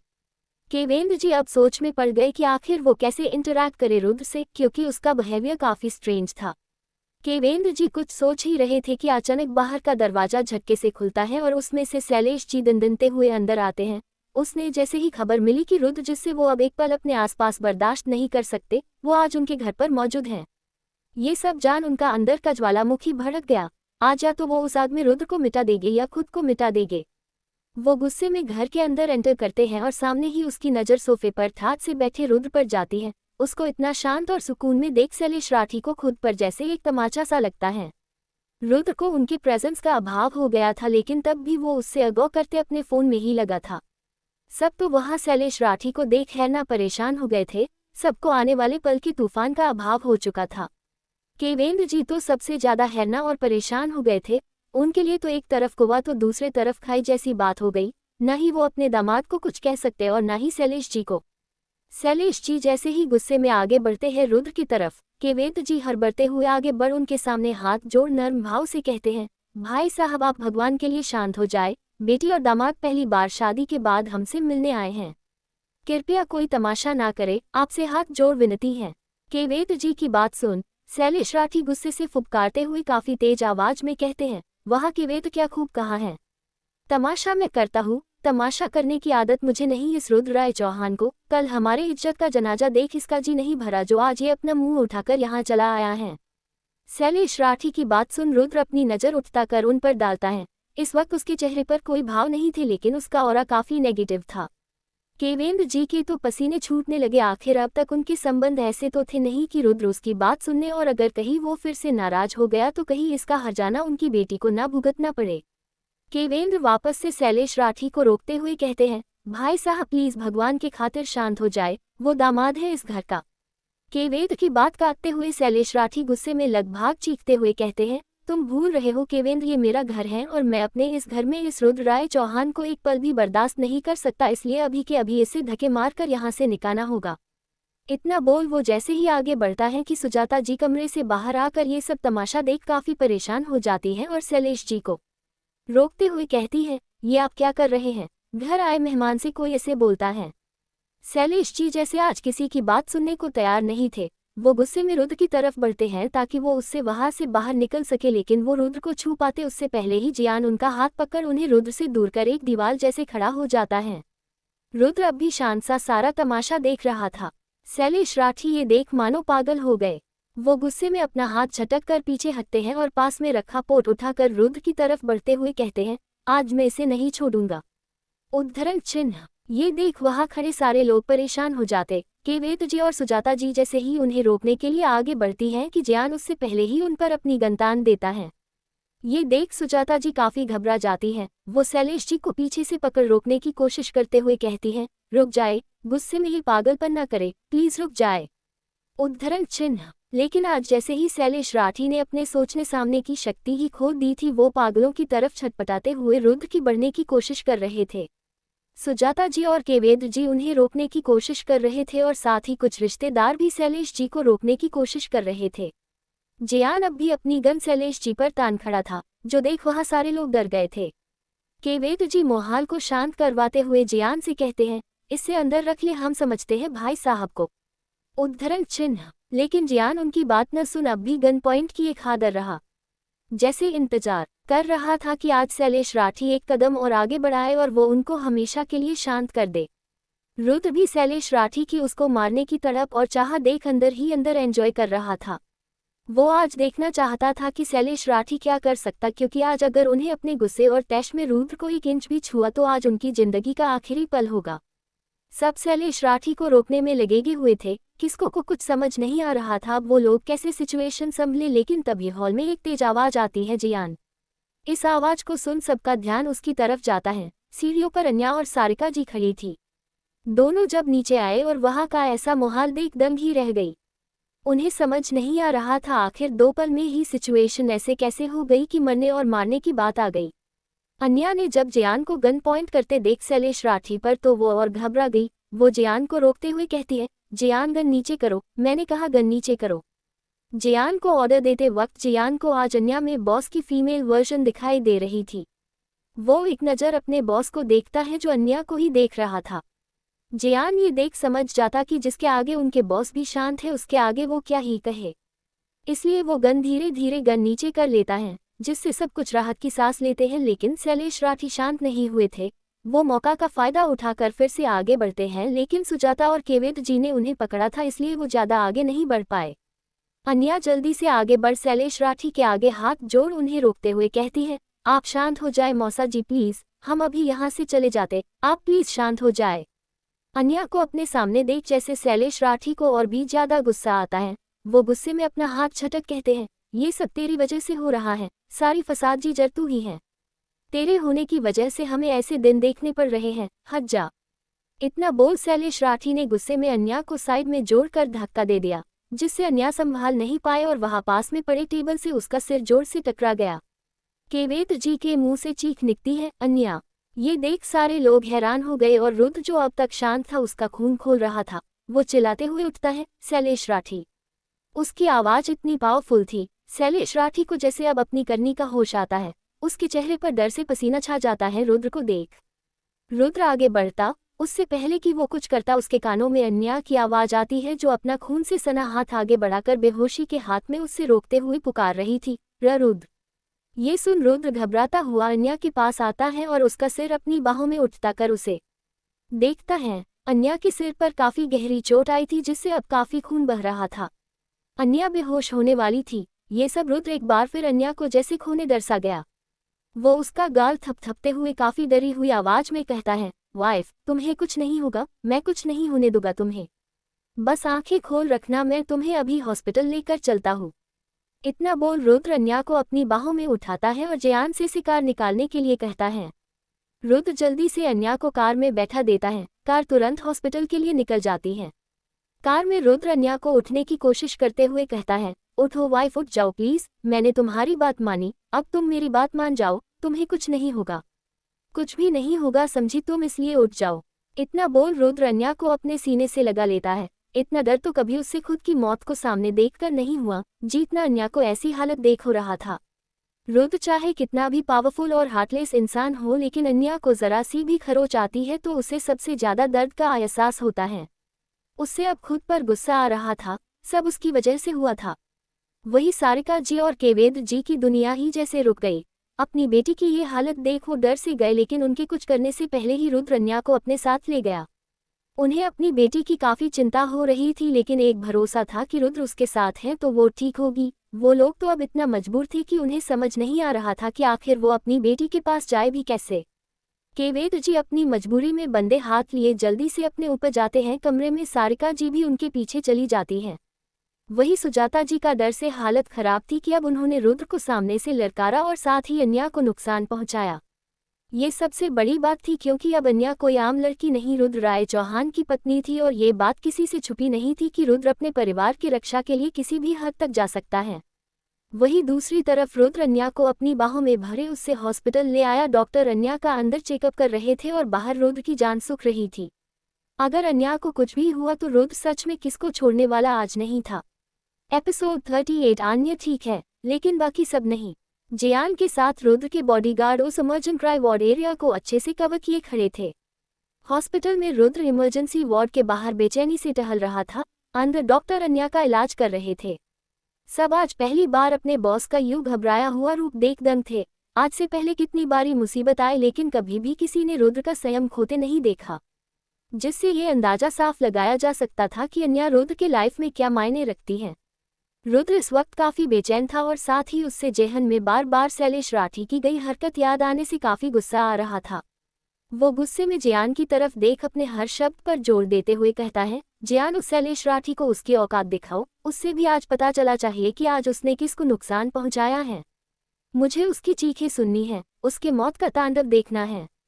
इतना बोल रुद्र जियान को जाने का इशारा करता है और खुद फिर इमरजेंसी वार्ड के बाहर खड़ा हो जाता है। वो खुद के गुस्से को काबू करने की कोशिश करता है, क्योंकि इस वक्त उसके बदले से ज्यादा उसके लिए अन्या मैटर करती थी। जियान भी अपने बॉस के कहने का मतलब समझ गया, इसलिए वो भी जल्दी से वहां से निकल गया। कुछ पल बाद डॉक्टर बाहर आते हैं। रुद्र बेचैनी से उन्हें देख पूछता है, doctor how is my wife? उद्धरण चिन्ह। डॉक्टर काफी रियश्योरिंगली कहते हैं, relax mister Chauhan, she is absolutely fine, बस सिर पर चोट थी जो कुछ दिनों में भर जाएगी, पर शायद इस हादसे से वो फिजिकली से ज्यादा इमोशनली इफेक्ट हुई है, इसलिए बेहतर होगा कि आप उनका ख्याल रखें, उन्हें अभी कुछ दिन कोई स्ट्रेस न दे। अगर वो किसी बात को लेकर वायलेंट बिहेव करे तो आप उन्हें प्यार से हैंडल करें, आई सजेस्ट। डॉक्टर की बात सुन रुद्र को काफी हद तक राहत मिली। वो डॉक्टर को कहता है, don't worry doctor, I will take care. मैं मिल सकता हूँ उससे? डॉक्टर हाँ में सिर हिलाते हुए कहते हैं, हाँ बिल्कुल, फिलहाल तो उन्हें होश नहीं आया है लेकिन कुछ देर में आ जाएगा। इतना बोल डॉक्टर वहां से चले जाते हैं। रुद्र भी बिना किसी देरी के अन्या के रूम में जाता है। हॉस्पिटल के बेड पर अन्या बिल्कुल मुझाई सी बेहोश पड़ी थी। उसका खिला हुआ चेहरा अभी मुझाया हुआ था, उसके सिर पर सिर्फ एक मोटी पट्टी बंधी हुई थी। रुद्र अन्या की ऐसी हालत देख कुछ कमजोर पड़ गया। वो आगे बढ़ अन्या के पास जाता है और उसका हाथ थाम नम आंखों से उससे देखते हुए कहता है, आई एम सॉरी, मेरे होते हुए भी तुम आज इस हाल में हो, बट आई प्रॉमिस आज के बाद हर मुसीबत को तुमसे पहले रुद्र राय चौहान का सामना करना होगा। इतना बोल रुद्र अन्या के हाथ को चूम लेता है। अन्या जो बेहोश थी, उससे इस प्यारे एहसास से काफी सुकून मिलता है। वो धीरे धीरे अपनी उंगली हिलाते हुए अपनी आंखें खोलती है। अन्या को होश में आता देख रुद्र को काफी खुशी मिलती है। वो झट से आगे बढ़ अन्या को अपने सीने से लगा लेता और कहता है, तुम्हें होश आ गया? तुम्हें पता है मैं कितना डर गया था। अन्या अब तक अपने पूरे सेंसेस नहीं थी, उसे बस ये एहसास था कि रुद्र उसे सीने से लगाया हुआ है और कुछ कह रहा था, और दवाइयों से असर के कारण बस इतना ही बोल पाई, रुद्र अपना नाम अन्या के मुंह से सुन उससे अलग कर उसका चेहरा थाम प्यार से कहता है, हम। वो आगे कुछ कहता उससे पहले ही अन्या वापस से बेहोश हो गई। रुद्र इस बात से घबराकर डॉक्टर को कॉल करता है। डॉक्टर अन्या का चेकअप कर रुद्र को रियश्योर करते हैं कि अन्या बिल्कुल ठीक है। रुद्र डॉक्टर से पूछ अन्या को लेकर वापस होटल आ जाता है। अन्या अब तक सो रही थी। रुद्र उससे प्यार से सुलाकर अच्छे से ब्लैंकेट से कवर करता है और उसके माथे को चूमकर एक नज़र अन्या को जी भरकर देख वहां से चला जाता है। जाने से पहले होटल के लेडी स्टाफ को अन्या के देख रख के लिए छोड़ देता है और साथ ही कमरे के बाहर रुद्र के कुछ बॉडीगार्ड्स भी। रुद्र होटल से निकल अपनी कार में बैठ कहीं चला जाता है। अन्या को छोड़ उससे जाने मन तो नहीं था, लेकिन कुछ अधूरे काम थे जिससे उसे पूरे करने थे। कुछ देर में रुद्र की कार पुलिस स्टेशन के बाहर रुकती है। रुद्र अपने बॉडीगार्ड्स के साथ अंदर आता है। वहां का हेड रुद्र को देख काफी अदब से ग्रीट करता हुआ उसे अपने केबिन में चलने को कहता है, लेकिन केबिन की ओर न जाकर उससे कुछ इशारा करता है, जिसके बाद वो ऑफिसर काफी रेस्पेक्टफुली उसे एक सेल की तरफ ले जाता है। वहां एक आदमी को रस्सियों से बंद कर काफी बुरी तरह मारा था, जिससे उसकी हालत अधमरे जैसी हो गई थी, लेकिन उससे चैन की सांस लेने तक की मोहलत नहीं दी जा रही थी। उसे काफी ज्यादा टॉर्चर किया गया था। रुद्र के इंटर होते ही सब ऑफिसर साइड में हो जाते हैं। रुद्र अपनी आंखों में दुनिया जहां की आग लिए इस आदमी को घूरता है, जैसे अभी के अभी उसे खत्म कर देगा। वो आदमी और कोई नहीं, शैलेश राठी है। अन्या की छोटी सी चोट पर रुद्र ने उसे जीने लायक नहीं छोड़ा। अगर ऐसे ही उससे कुछ घंटे और टॉर्चर किया तो शायद वो अपने आने वाला पल देख पाए। रुद्र के अंदर इस वक्त इतनी नफरत थी कि आगे बढ़ एक ऑफिसर को इशारा करता है, जो शैलेश राठी का झुका हुआ सिर उठाकर रुद्र के सामने फेस करता है। शैलेश राठी अपनी अधधुंधली आंखों से रुद्र को देखता है तो डर से कांप जाता है। उसे ये बात छुपी नहीं थी कि उससे जो सजा मिल रही है वो किस वजह से मिल रही है, लेकिन उसकी इतनी भी हालत नहीं थी कि वो रुद्र से कुछ कहे या माफी मांगे। रुद्र शैलेश राठी के आंखों में अपने लिए डर देख कहता है, मैंने कहा था ना, जंगल में रहकर शेर से दुश्मनी नहीं लेते, पर तुम्हें तो बड़ा शौक था। पहले तो मैंने सोचा तुम्हारी इज्जत और रुतबे को तार तार कर छोड़ दूंगा, लेकिन नहीं, तुम तो तब भी नहीं सुधरे। तुम्हारी हिम्मत कैसे हुई मेरी पत्नी को नुकसान पहुंचा के? अब तो तुम्हें उसके लिए मौत से बदतर सजा मिलेगी, ऐसी कि तुम्हारी 100 पीढ़ी की रूह कांप जाएगी सोचकर। इतना बोल रुद्र पीछे मुड़ चेयर पर बैठ जाता है और अपने हाथों से इशारा करता है, जिससे सारे ऑफिसर एक्टिव होकर उससे वापस से टॉर्चर करना शुरू कर देते हैं। रुद्र ने पुके इंतजाम किए थे। उसने तो शैलेश राठी के लिए एक डॉक्टर तक हायर किया था ताकि वो इतनी आसानी से मौत के भी दर्शन ना कर सके। उसकी चीखें सुनकर भी अन्या का वो दर्द भरा चेहरा याद आ रहा था, जिससे उसके अंदर वो गुस्सा और भी ज्यादा भड़कने लगा था। वहीं दूसरी तरफ सुजाता जी काफी ज्यादा परेशान थी। उन्होंने हर तरीका अपना लिया, लेकिन शैलेश जी को नहीं बचा पाए। यहाँ तक कोई वकील उनका केस तक लेने को तैयार नहीं था, क्योंकि वो कोई आम आदमी के अगेंस्ट नहीं था, रुद्र राय चौहान के खिलाफ था और शैलेश राठी के खिलाफ इतने मजबूत केस बना था कि उनका छूटना नामुमकिन सा हो गया था। सुजाता जी का रो रो कर हालत खराब था। वो सारिका जी और केवेदकी के हाथ जोड़कर शैलेश राठी को बचने के लिए विनती कर रही थी, लेकिन उनके भी हाथ बंधे थे। वो चाहे एक पल के लिए अपनी बेटी के ऊपर किया जानलेवा हमला माफ भी कर दे, लेकिन रुद्र अपनी पत्नी को नुकसान पहुंचाने वाले को कभी नहीं छोड़ेगा। अब कोई कुछ कर सकता था तो वो थी सिर्फ अन्या, जो कि होटल के कमरे में सो रही थी। शाम के वक्त अन्या की नींद खुलती है। अन्या अपना सिर पकड़ लेती है, अब भी कुछ हैवी लग रहा था। वो हेल्पर जो रुद्र ने अन्या की केयर के लिए रखा था, जो झट से आगे बढ़ काफी पोलाइट वे में अन्या को उठने से रोकते हुए कहती है, मैम अभी आपको रेस्ट की जरूरत है, आप रेस्ट करें। अब आप कैसा फील कर रही हैं? आप रुके, मैं अभी सर को इन्फॉर्म करती हूँ। अन्या उस हेल्पर की बात सुन उससे अपनी आंखें खोल असमंजस में देखते हुए पूछती है, तुम कौन हो?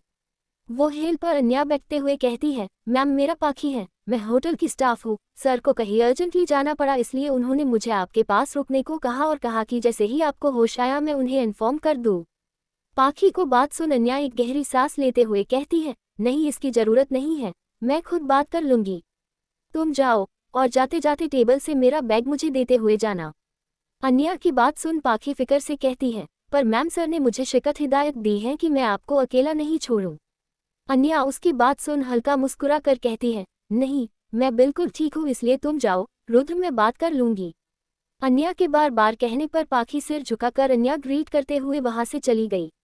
अन्या जल्दी से अपना बैग खोल उसमें से अपना फोन निकलती है। इस वक्त उसके चेहरे पर एक मुस्कान थी, क्योंकि पाखी की बातों से साफ झलक रहा था कि रुद्र को अन्या की कितनी फिक्र है और अन्या को बेहोशी के हालत में रुद्र के करीब होना का पूरा एहसास था।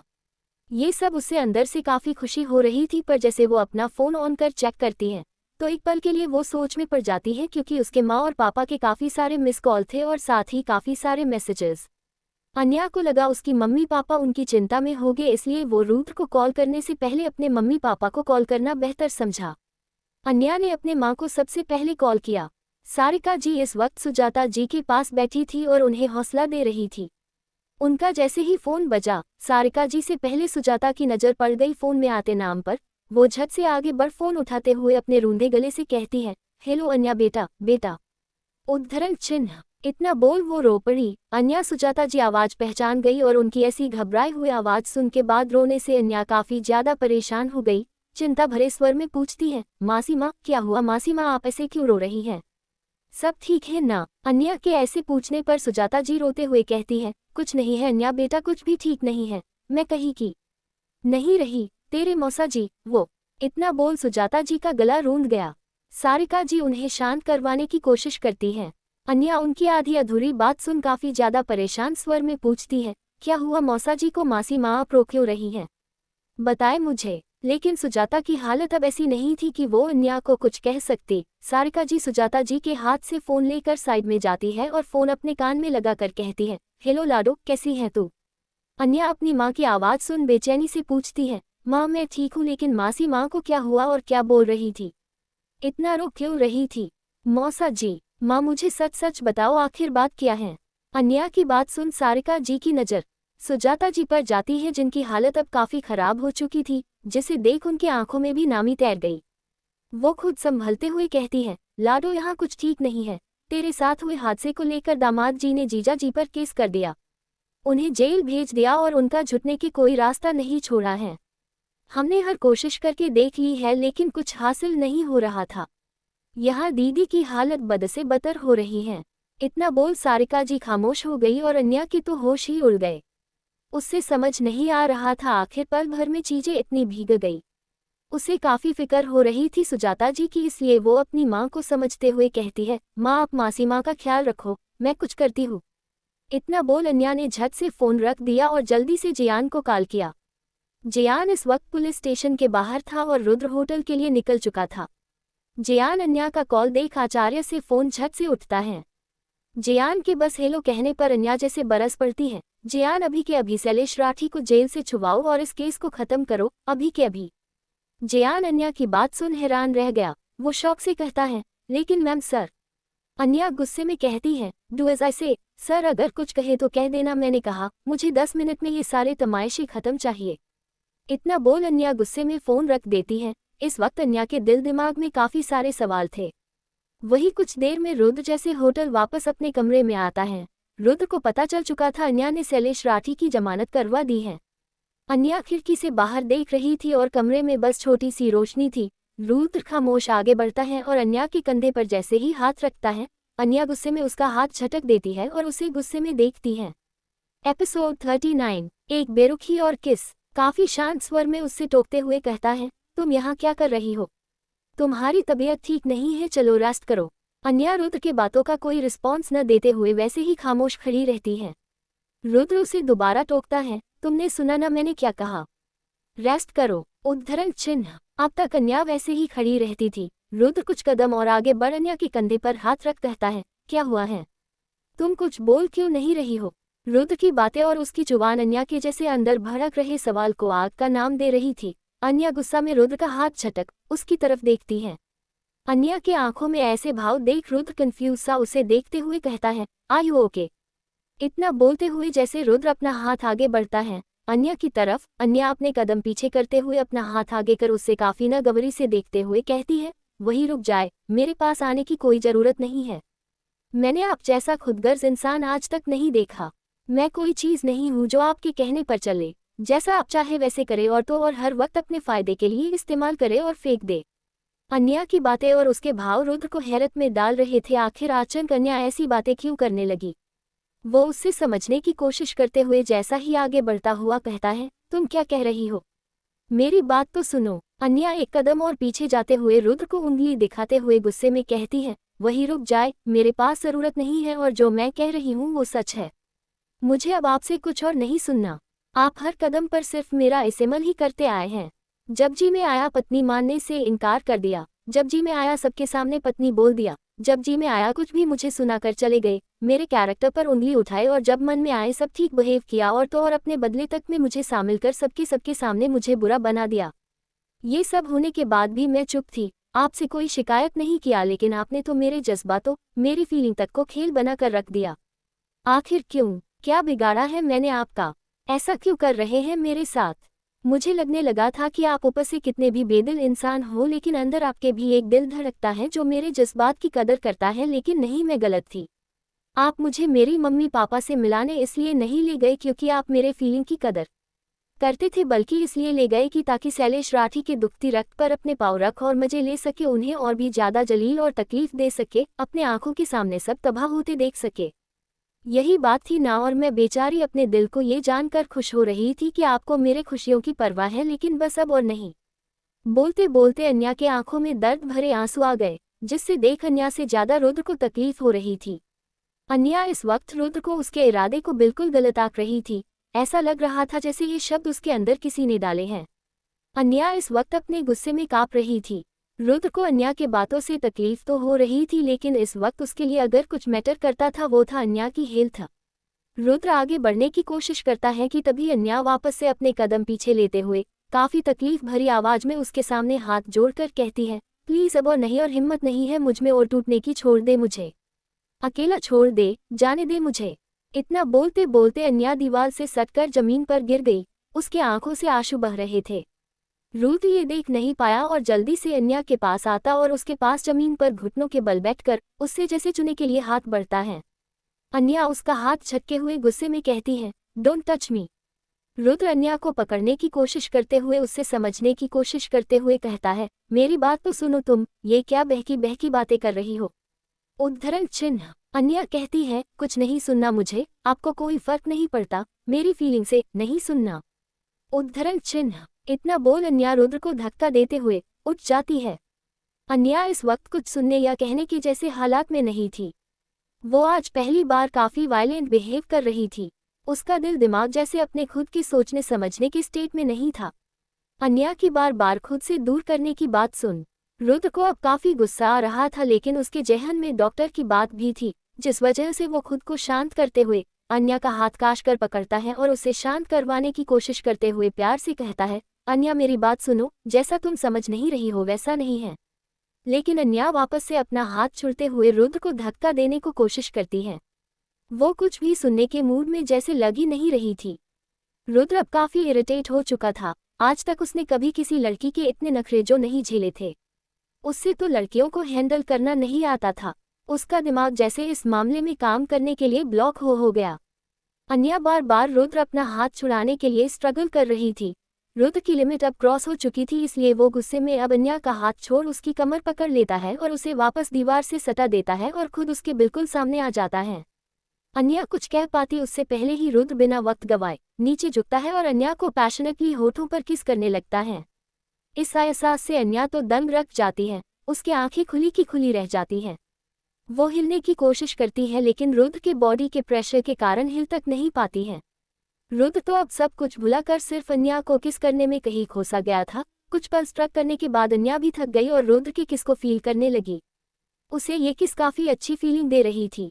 उसकी पकड़ अन्या की कमर पर कसती जा रही थी। वो रुकने के बारे में सोचता नहीं चाहता था, लेकिन अब अन्या थकने लगी थी जिससे रुद्र को न चाहते हुए उससे छोड़ना पड़ा। वो धीरे से उससे अलग होकर अन्या के लाल पड़ गए चेहरे और होठों को देखने लगा। अन्या भी रुद्र को देखने लगी। रुद्र जिसका अपने जज्बातों पर काबू करना इस वक्त मुश्किल हो रहा था, वो वापस से कुछ पल में अन्या को देखते देखते उससे दोबारा किस करने लगा। अन्या तो सुन ही पड़ गई। उसे समझ नहीं आ रहा था वो अब रुद्र को कैसे रोके, क्योंकि उसके जुनून के आगे अन्या काफी कमजोर फील कर रही थी। इस बार रुद्र जल्द ही अलग होकर उसके आंखों में देख काफी नरमी से कहता है, तुम्हें जो सोचना है तुम सोचा, जो शिकायत करनी है करो, लेकिन उससे पहले तुम्हें खाना खाना होगा और दवाई लेने होगी, बाकी बातें हम बाद में करेंगे। इतना बोल रुद्र अन्या को झट से छोड़ कमरे से बाहर चला जाता है। उससे समझ नहीं आ रहा था आखिर अन्या ने ऐसे अचानक कैसे रिएक्ट क्यों किया। वो कुछ सोच अन्या के लिए फूड ऑर्डर कर वॉशरूम में फ्रेश होने चला जाता है। वही रुद्र के कमरे से जाने के बाद भी अन्या अभी भी भूत बने खड़ी रही थी। उससे अब तक यकीन नहीं हो रहा था कि अभी अभी जो उसके और रुद्र के बीच में हुआ ये कोई उसका सपना तो नहीं। वो अपना हाथ उठाकर अपने होठों को काफी हल्के से अपने उंगली से छूती है। छूते छूते उसकी आंख खुद ब खुद उस प्यारे एहसास को फील करते हुए बंद हो जाते हैं। जाने के ऊपर अन्या को ये मीठा मीठा फील कर ऐसा लग रहा था कि ये एहसास से वो पहले भी रूबरू हुई है, लेकिन कहाँ और कब उससे समझ नहीं आ रहा था। उसके ख्याल से किस उसकी और रुद्र की पहली थी, लेकिन ये एहसास उसके लिए काफी पुराने थे। यही हाल रुद्र का भी था। उससे भी अन्या को किस कर उससे अपने करीब फील, उसकी सांसों की खुशबू खुद के अंदर महसूस कर ऐसा लग रहा था ये एहसास उसने भी महसूस किया है, लेकिन कहाँ और कब उससे समझ नहीं आ रहा था। दोनों अपने ख्यालों के उलझन में खोए थे। वही दूसरी तरफ शैलेश राठी को जेल से छोड़ दिया था, पर उनकी हालत ऐसी नहीं थी कि वो घर जा सके, इसलिए उन्हें हॉस्पिटल में रखा गया। उनके ट्रीटमेंट के लिए शैलेश राठी को ये कहकर छोड़ा गया कि आज के बाद उनका कोई भी कदम चौहान परिवार के किसी भी सदस्य या उनके मान को ठेस न पहुंचे को हो। सुजाता जी ये जानकर हो खुश थी कि शैलेश राठी छूट गए। केवेंद्र जी और सारिका अब तक उनके साथ थे। वही उनके घर दिव्या आधी रात को किसको कॉल करती है और मुस्कुराते हुए कहती है, वह क्या आइडिया दिया है, मान गई मैं तुम्हें अन्या, अब तो मुंह दिखने लायक खुद को नहीं समझेगी और बेचारी जिस पति पर इतना गुमान कर रही थी वो रिश्ता तो एक पल में ही टूट जाएगा। उसके सारा के सारे सपने जो एक में चकनाचूर हो गए। वैसे सही नस पकड़ा तुमने अन्या के, जिससे उसे खुद भी एहसास नहीं हुआ कि आखिर वो खुद ही बनी बनाई गृहस्थी तबाह करेगी। इतना बोल दिव्या हंसने लगी। फोन के दूसरे तरफ से भी खरकनक हंसी की आवाज आती है। फिर दिव्या कुछ सोच अपने दांत पिसते हुए कहती है, वैसे इतनी आसानी से उससे अब मैं जीने नहीं दूंगी। उसकी आवाज से हमें काफी कुछ झेलना पड़ा। मेरी जगह लिए वो उस रुद्र राय चौहान के साथ खड़ी को इतना इतरा रही है। उधर से काफी रहस्यमय आवाज आती है, शुश, इतनी भी क्या जल्दी है, अभी तो धीरे धीरे अपने मोहरे निकल उस अन्या को बर्बाद करना है। एक पल में वो मजा नहीं जो तिल तिल भरी मौत में है, और जिसके साथ वो इतना इथला रही है वो तो उसे एक पल में अपनी जिंदगी से चिटी की तरह मशल कर बाहर फेंकेगा, बस सब्र करो। इतना बोल दूसरी तरफ वाले इंसान के चेहरे पर एक रहस्य मुस्कान चाह गई। फिर फोन काट कर किसको मैसेज टाइप करते हुए लिखती है, जिस तुम ढूंढ रहे हो वो मुंबई में है। इतना बोल वो मैसेज सेंड कर एक खामोश सी हंसी हंसते हुए कहती है, अन्या अन्या, तुम्हारी जैसी भोली लड़की मैंने आज तक नहीं देखी, लेकिन तुम्हारी जगह वो नहीं जहां अभी तुम हो। तुम्हारी जगह वहां है जहां तुमने अपने आप से हर पल घिन मचे। डोंट वरी बेबी, बहुत जल्द तुम वहां होगी, आई प्रॉमिस। एपिसोड 40 दर्द और जुदाई का आगाज। वही होटल में रुद्र जब तक फ्रेश होकर वॉशरूम से आता है, अन्या के लिए खाना आ चुका था। वो कमरे में जाता है खाना लेकर तो अन्या घूम सुमसी सोफे पर बैठी थी। अन्या को देख रुद्र का दिल एक बार फिर उस एहसास में डूबने सा लगा, लेकिन जल्द ही खुद को झटक वो खाना लेकर अन्या के पास सोफे पर बैठ जाता है। उसकी ओर खाने की प्लेट करता है। अन्या भी बिना एक नज़र रुद्र को देखे चुपचाप प्लेट लेकर खामोशी से खाने लगती है। रुद्र को उसका ये खामोश चेहरा बिल्कुल अच्छा नहीं लग रहा था, लेकिन इस वक्त वो अन्या को कुछ कहकर डिस्टर्ब नहीं करना चाहता था, इसलिए वो चुप ही रहा। दोनों ने अपना अपना डिनर फिनिश किया। रुद्र अन्या को उसकी दवाई देता है, जिसे वो चुपचाप खा लेती है। रुद्र एक नज़र अन्या को देख कमरे से बाहर चला जाता है और अपना फ़ोन निकाल किसको कुछ इंस्ट्रक्शंस देता है।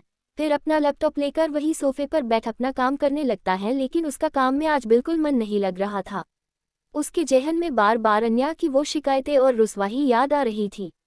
अन्या उससे इतना गलत समझ रही थी। रुद्र को अपने किए पर एक बार सोचना पड़ रहा था, आखिर उसने ऐसा क्या कर दिया है। शुरुआत से ही उसके फैसले सिर्फ उसके हुआ करते थे, उससे किसको क्या फर्क पड़ता ये रुद्र के लिए कभी कोई मायने नहीं रखते थे। लेकिन आज उसके फैसले पर अन्या के आंखों में आंसू आए, ये बात रुद्र को अंदर ही अंदर खा रही थी। कुछ पल में जब उसका दिल शांत नहीं हुआ तो वापस से अन्या को चेक करने कमरे में आता है। कमरे को बिल्कुल खाली देख उसकी भौहें चढ़ जाती है। वो आसपास नजर घूमता है तो उसकी नज़र बालकनी में खड़ी अन्या पर जाती है। वो बाहर की ठंड हवा में खामोश खड़ी थी। ये देख रुद्र अब अन्या पर गुस्सा आने लगता है, क्योंकि वो अपने हेल्थ के साथ लापरवाही कर रही थी। वो अन्या के पास जाने से पहले कपबोर्ड में से एक शॉल लेकर अन्या की तरफ बढ़ जाता है। अन्या अपनी सोच में घूम थी। अन्या उस एहसास को भुला नहीं पा रही थी। उसके जहन में अतीत की कुछ अनचाहे दर्द भरे पन्ने भी खुलने लगे, जिससे वो कभी याद भी नहीं करना चाहती। वो एक ऐसा सच था जो उसके आज पर हावी हो सकता है। रुद्र अन्या को जैसे ही पीछे से सॉल उड़ता है, अन्या हरबाते हुए पीछे खिसक जाती है, जिससे उसका बैलेंस बिगड़ जाता है और वो बालकनी की रेलिंग की तरफ गिरने लगती है। पर वक्त रहते रुद्र उससे अपनी बाहों में थाम लेता है और अन्या भी डर से काशकर उसके सीने से लग जाती है। इस वक्त अन्या डर से कांप रही थी और रुद्र के सीने से चिपकते जा रही थी। उसने उसकी शर्ट को इतनी कसकर पकड़ा हुआ था जिससे उसके नाखून रुद्र को चुभ रहे थे। लेकिन जब उससे अन्या की कपकाफत महसूस हुई तो वो घबरा सा गया। वो उसके सिर पर हाथ फेर चिंता भरे स्वर में कहता है, क्या हुआ तुम्हें अचानक? देखो सब ठीक है, तुम ऐसे कांप क्यों रही हो? तुम्हारी तबीयत तो ठीक है ना? मुझे चेक करने दो। इतना बोल रुद्र जैसे ही अन्या को खुद से अलग करने की कोशिश करता है तो अन्या और कसकर उससे लिपट जाती है। ये देख रुद्र भी समझ जाता है कोई बात है अन्या दिल में जो उससे इस कदर परेशान कर रही है, और इस वक्त कुछ पूछे ऐसी सिचुएशन नहीं थी, इसलिए वो भी चुपचाप अन्या को अपनी बाहों में समेट लेता है। अन्या भी रुद्र के बाहों में खुद को महफूज कर काफी अच्छा महसूस कर रही थी। कुछ पल में वो कल्पना भी बंद कर देती है। बाहर काफी तेज ठंडी हवा बह रही थी, जिससे देख रुद्र को अन्या की तबीयत की फिक्र होने लगी। वो अन्या से अलग होने की कोशिश करता तो अन्या वापस से उससे और कसकर लिपट जाती है। ये देख रुद्र प्यार से अन्या से कहता है, मैं कहीं नहीं जा रहा हूँ तुम्हें छोड़कर। इतना बोल रुद्र हल्का सा नीचे झुक अन्या को अपनी बाहों में उठा लेता है। अन्या भी रुद्र के गले में अपने हाथ लपेटकर उसकी आंखों में देखने लगती है। दोनों की आंखों में कुछ था एक दूसरे के लिए, लेकिन लब खामोश थे और शोर सिर्फ था तो दिल का। रुद्र कमरे में आकर ध्यान से उससे बैठ कर लेटा है, पर वो जैसे उठने को होता है। अन्या उससे वापस से कसकर पकड़ना में सिर हिलाती है, जिससे देख रुद्र अपनी पलकें झपका कर अन्या के पास लेट जाता है। अन्या भी दुबक कर उसके सीने से लग जाती है। ये देख रुद्र भी बिना कुछ कहे अन्या को अपनी बाहों में भर लेता है। कुछ पल में अन्या को तो नींद आ जाती है, लेकिन रुद्र की नींद कहीं गायब सी हो जाती है। उसका ध्यान सिर्फ उसके मासूम से चेहरे पर टिका था। रुद्र अपना हाथ आगे कर प्यार से उसका गाल छूता है। उसके चेहरे पर आए बाल पीछे कर बारे ध्यान से उसका चेहरा देखने लगता है। फिर उसकी नज़र उसके होठों पर फिसलती है, जिससे देख वो काफ़ी प्यार से अपने अंगूठे से उसके होठों को काफ़ी नरमी से छूकर उस एहसास को महसूस करता है। वो ये सब फील कर ही रहा था कि अचानक अन्या के चेहरे पर नींद में ही बल पड़ने लगते हैं, जैसे नींद में कोई दर्द से उसका सामना हो रहा हो। अन्या की पकड़ नींद में भी रुद्र की शर्ट पर और कसते जा रही थी।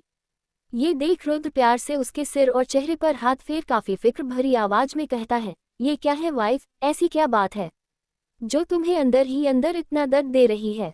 मुझे बताओ, मैं हूँ तुम्हारे साथ हर पल हमेशा, प्रॉमिस। इतना बोल रुद्र अन्या के माथे को काफ़ी प्यार से चूम लेता है।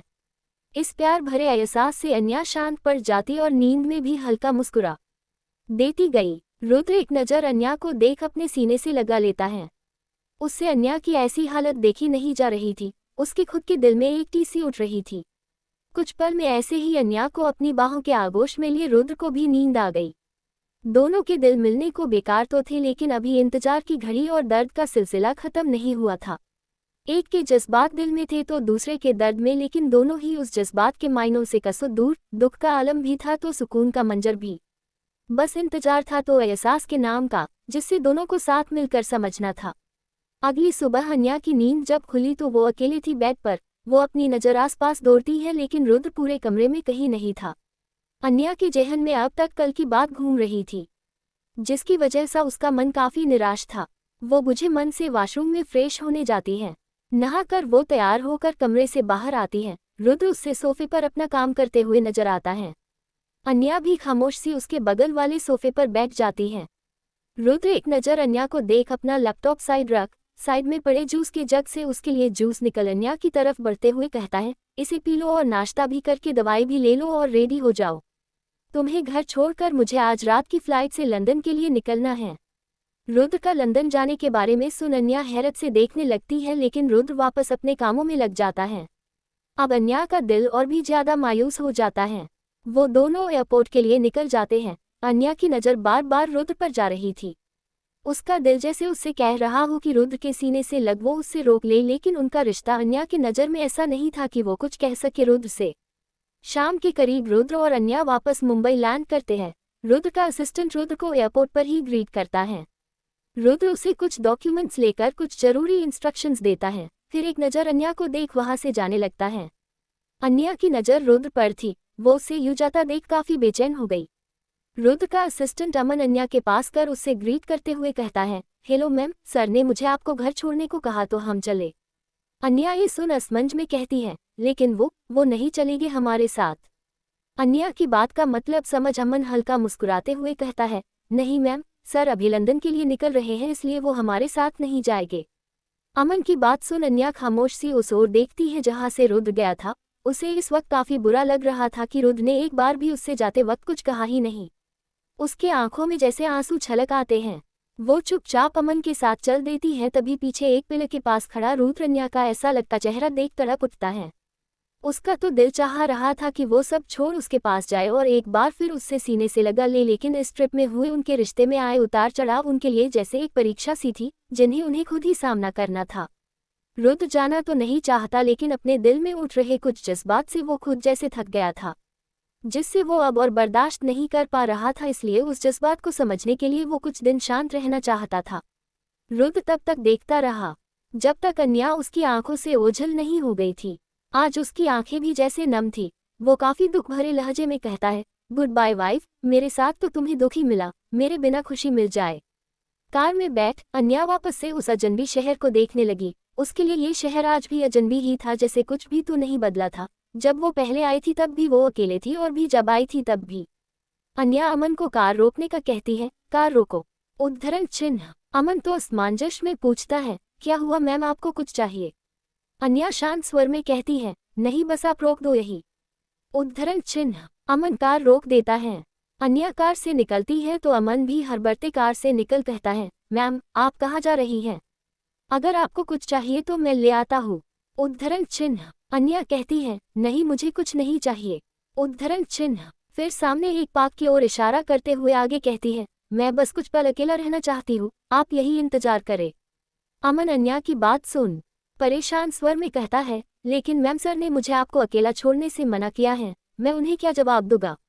अन्या अमन की बात सुन एक फीकी मुस्कान के साथ कहती है, जब आपके सर मुझे अकेला छोड़ बिना जवाब दिए जा सकते हैं तो अब किसी और के जवाब लेने का कोई हक नहीं। उद्धरण चिन्ह। इतना बोल अन्या पार्क की ओर बढ़ जाती है और अमन अन्या की बात सुन कंफ्यूज सर उससे देखते रहता है। अन्या अपने खामोश कदम से पार्क में आ जाती है और कुछ दूर टहलते हुए बेंच पर बैठ जाती है। कुछ पल ऐसे ही जमीन को देख अन्या का जैसे साबर का बांध टूट जाता है और वो रो देती है। उससे भी नहीं पता आज जो उसके आंसू बह रहे हैं तो क्यों, उससे क्यों रुद्र का उससे ऐसे छोड़ जाना बुरा लग रहा है, जबकि उसने तो अपने दिल को पहले से समझा रखा है कि उसके दिल की और उसके जज्बात की इस रिश्ते में कोई जगह नहीं है। लेकिन आज उसका दिल हर बात जानकर भी रो रहा है। अन्या कमजोर नहीं थी, उसने अपने अतीत में काफी कुछ ऐसा सहा है जो सबके लिए काफी मुश्किल था, पर अब उसके जज्बात रुद्र के सामने कमजोर पड़ जाते हैं। आखिर क्यों? क्या रिश्ता है उनके बीच? पति पत्नी तो वो थे बस नाम के, और मोहब्बत का तो अब तक कोई आगाज नहीं था उन्हें। कुछ पल ऐसे ही सुबकने के बाद कोई उसके बगल में आकर अचानक बैठ जाता है और अन्या की तरफ अपना रुमाल बढ़ा देता है। अन्या उस रुमाल देते हुए इंसान को देख हैरान हो जाती है। उसके मुंह से निकल जाता है, आप?